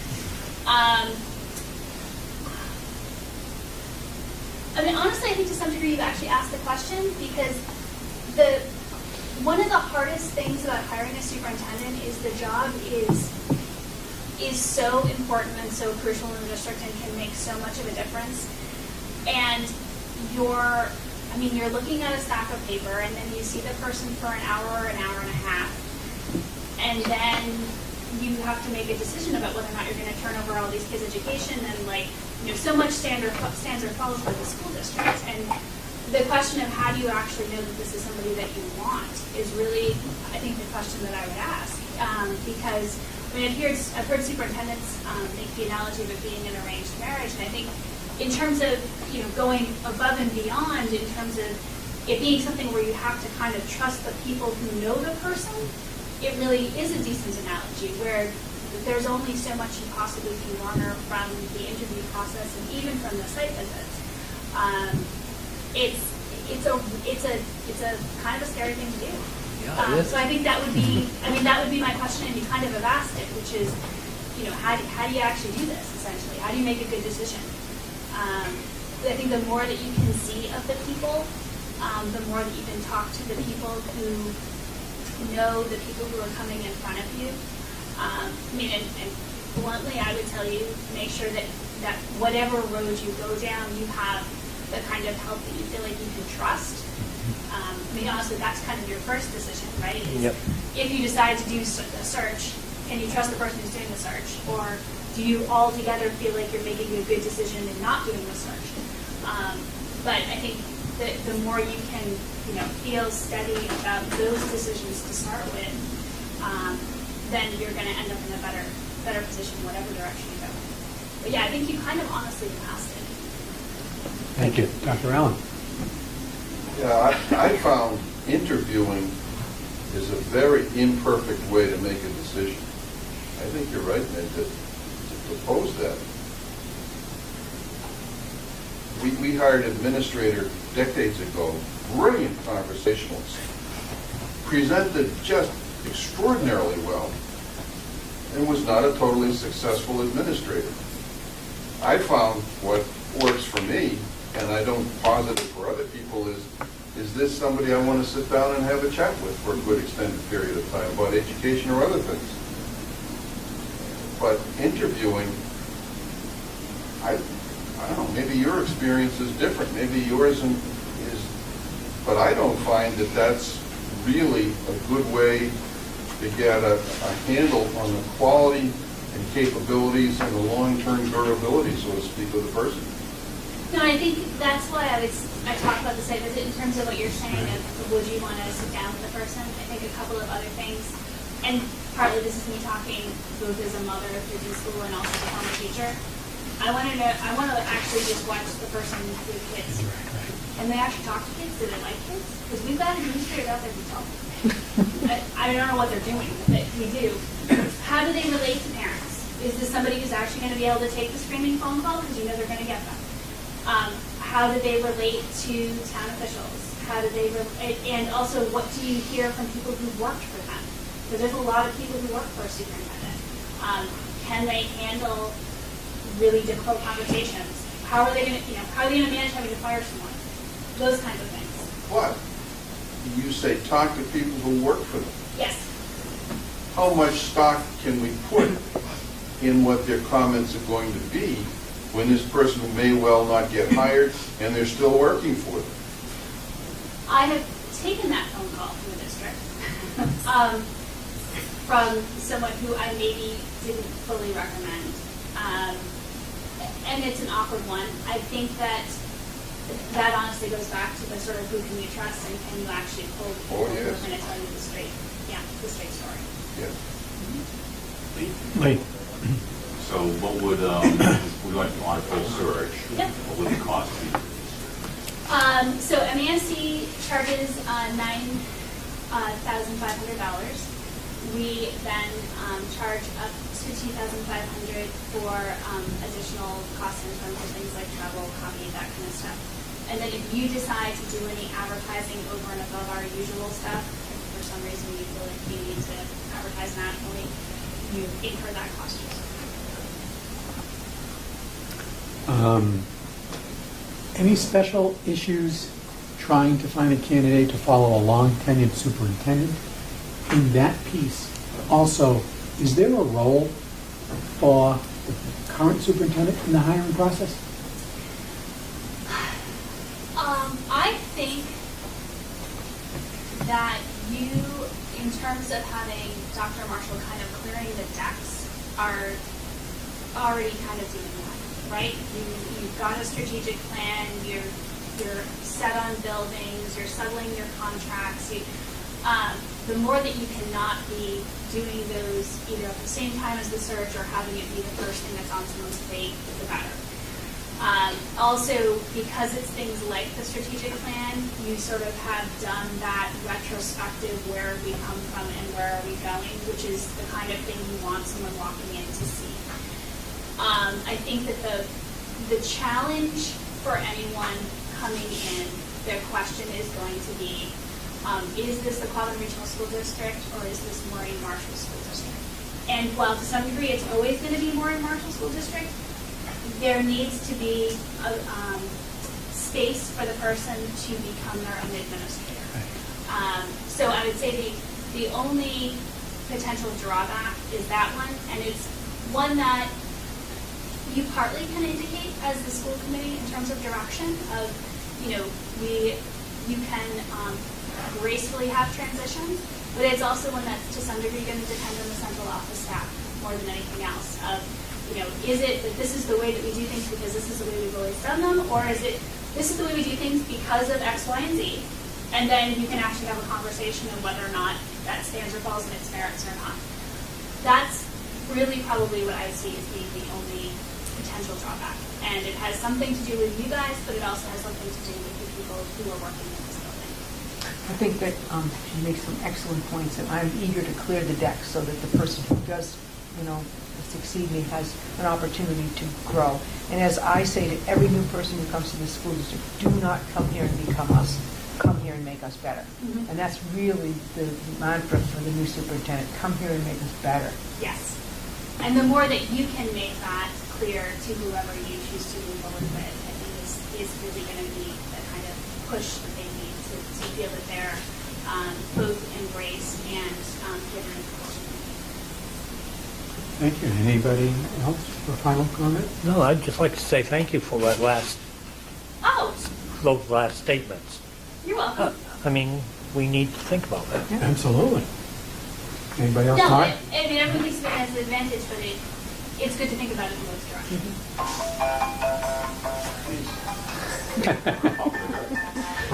Technology's coming a long way. We're getting you. We're getting you. We're getting you. He never does this when you said Nick school. My grandson. Thank you, Tracy, for coming. I know that we'll be following up with a phone call as well, and it's awfully nice too, aside from giving us the picture and the perspective from the Mass Association of School Committees, is even that if you don't go and hire to the full extent and let us, that we'll even walk with you and be with you on a subcommittee level, if that's what the school committee wants to do. Mm-hmm. So from the organizational, which we pay dues for, and are members of, so. Yes, and you all, and I do, by the way, genuinely mean it. I know, in yeah. terms of, you all have my business card. It has both my office information, my email, my cell phone. I actually am someone who generally doesn't have it very far from me, so please do feel like any of you can use it. That is part of my job. Thank you. Thank you very much. Do you give out Friday afternoon loans? I don't think we charge you enough dues for that.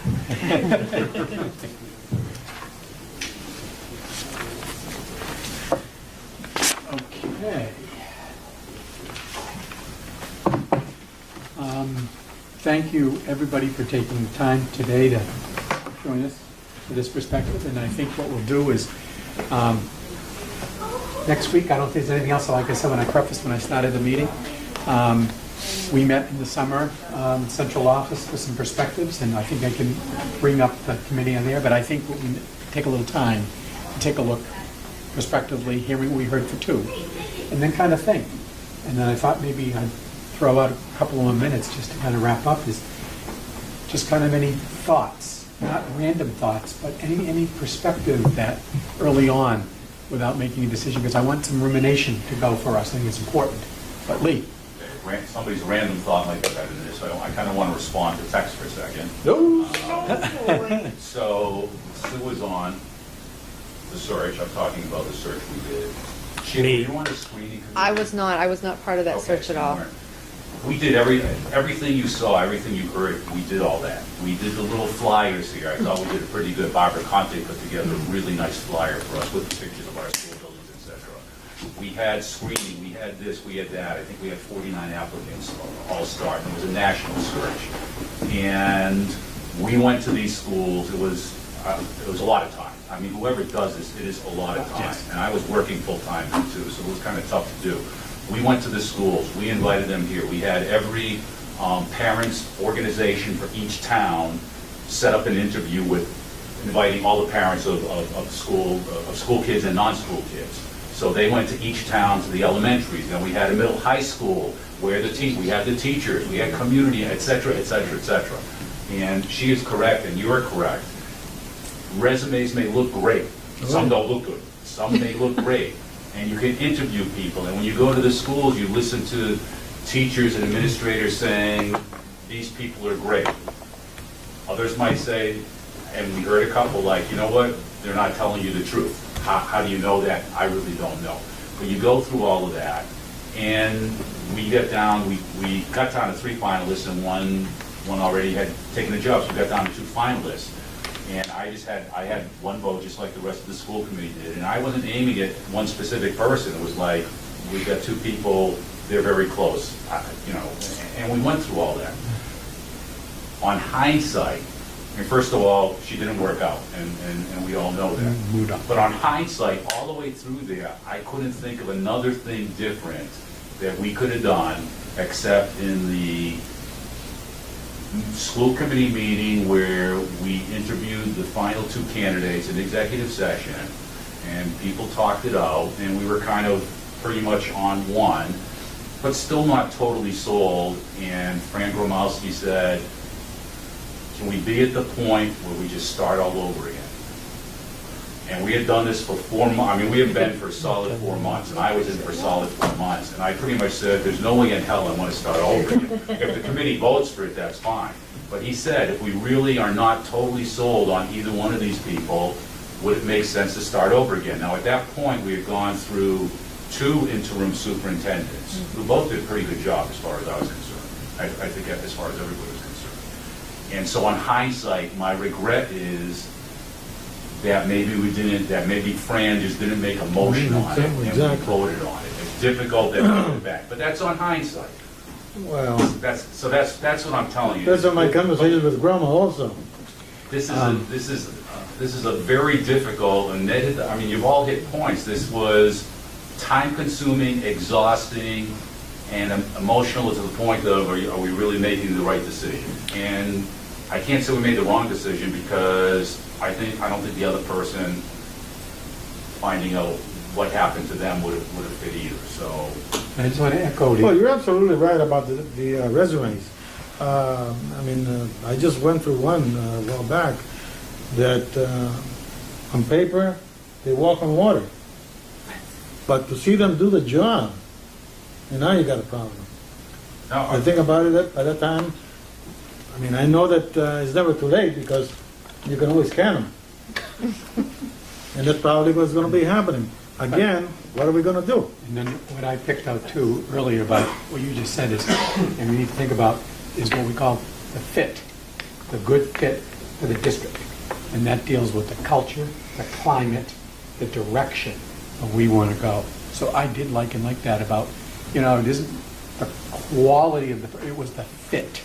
And so if an interim, not an interim, but if an internal is a way to go versus a search, a small search, do we do it ourselves? And as you mentioned, everything else. And at the same time, we need to take a look, and I think we take some time to think about it, that we look to see where we have, what potential interests we have internally possibly, and then decide where we want to go. But I know we'll have a meeting next week. We can do that, but I wanted folks to at least hear for 2. We had a third group, but they weren't able to make it, and I don't think at this time we need to have a third No, to they listen take us to. to the Patriots. I was going to say. No, okay, we would have missed them, but Chicken at least I wings. wanted us, we, to be able to, as a committee. This is a huge decision, and I know, people have lived through it. We have been spoiled with a great superintendent, and you're right, we need, the next person will be, as Maureen said, will make it better. Greater. That's great, better. And it's going to be a job, but we need to feel right and correct where we want to go for this district. The thing And it is about our it, decision. Mark, is that, don't set yourself up for impossible goals. Right. And that could be a problem. I mean, I know that, you think highly of Maureen and everything else, and just did an excellent job. And you expect somebody else to come in and supersede on. No, I agree with you. Okay, so I agree.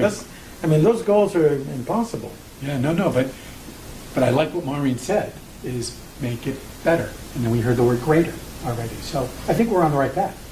We just make a decision where we want to go. I think we need to do our due diligence too, and like you said, think about what direction, Are we scared because we don't want to roll up our sleeves and put in the work in the 4 months and just say, you know what, let's try out somebody internally, or, because somebody internally can apply no matter how we do it. So I think you're right. I think it's good that, we'll have some time to reflect. Absolutely, and I think timing is right, and we did it early enough. I almost That's why it was wish I didn't important. get reelected, because this is a big decision. And I really urge you not to say, oh, we'll just do it ourselves, because there is a lot of work. Well, I think we looked And- with the Collins Center is a perfect example. But I mean, of I that, think this is a much more consolidated type process. So I would just say that, to just throw it on yourselves and say, yeah, well, I'll just do this.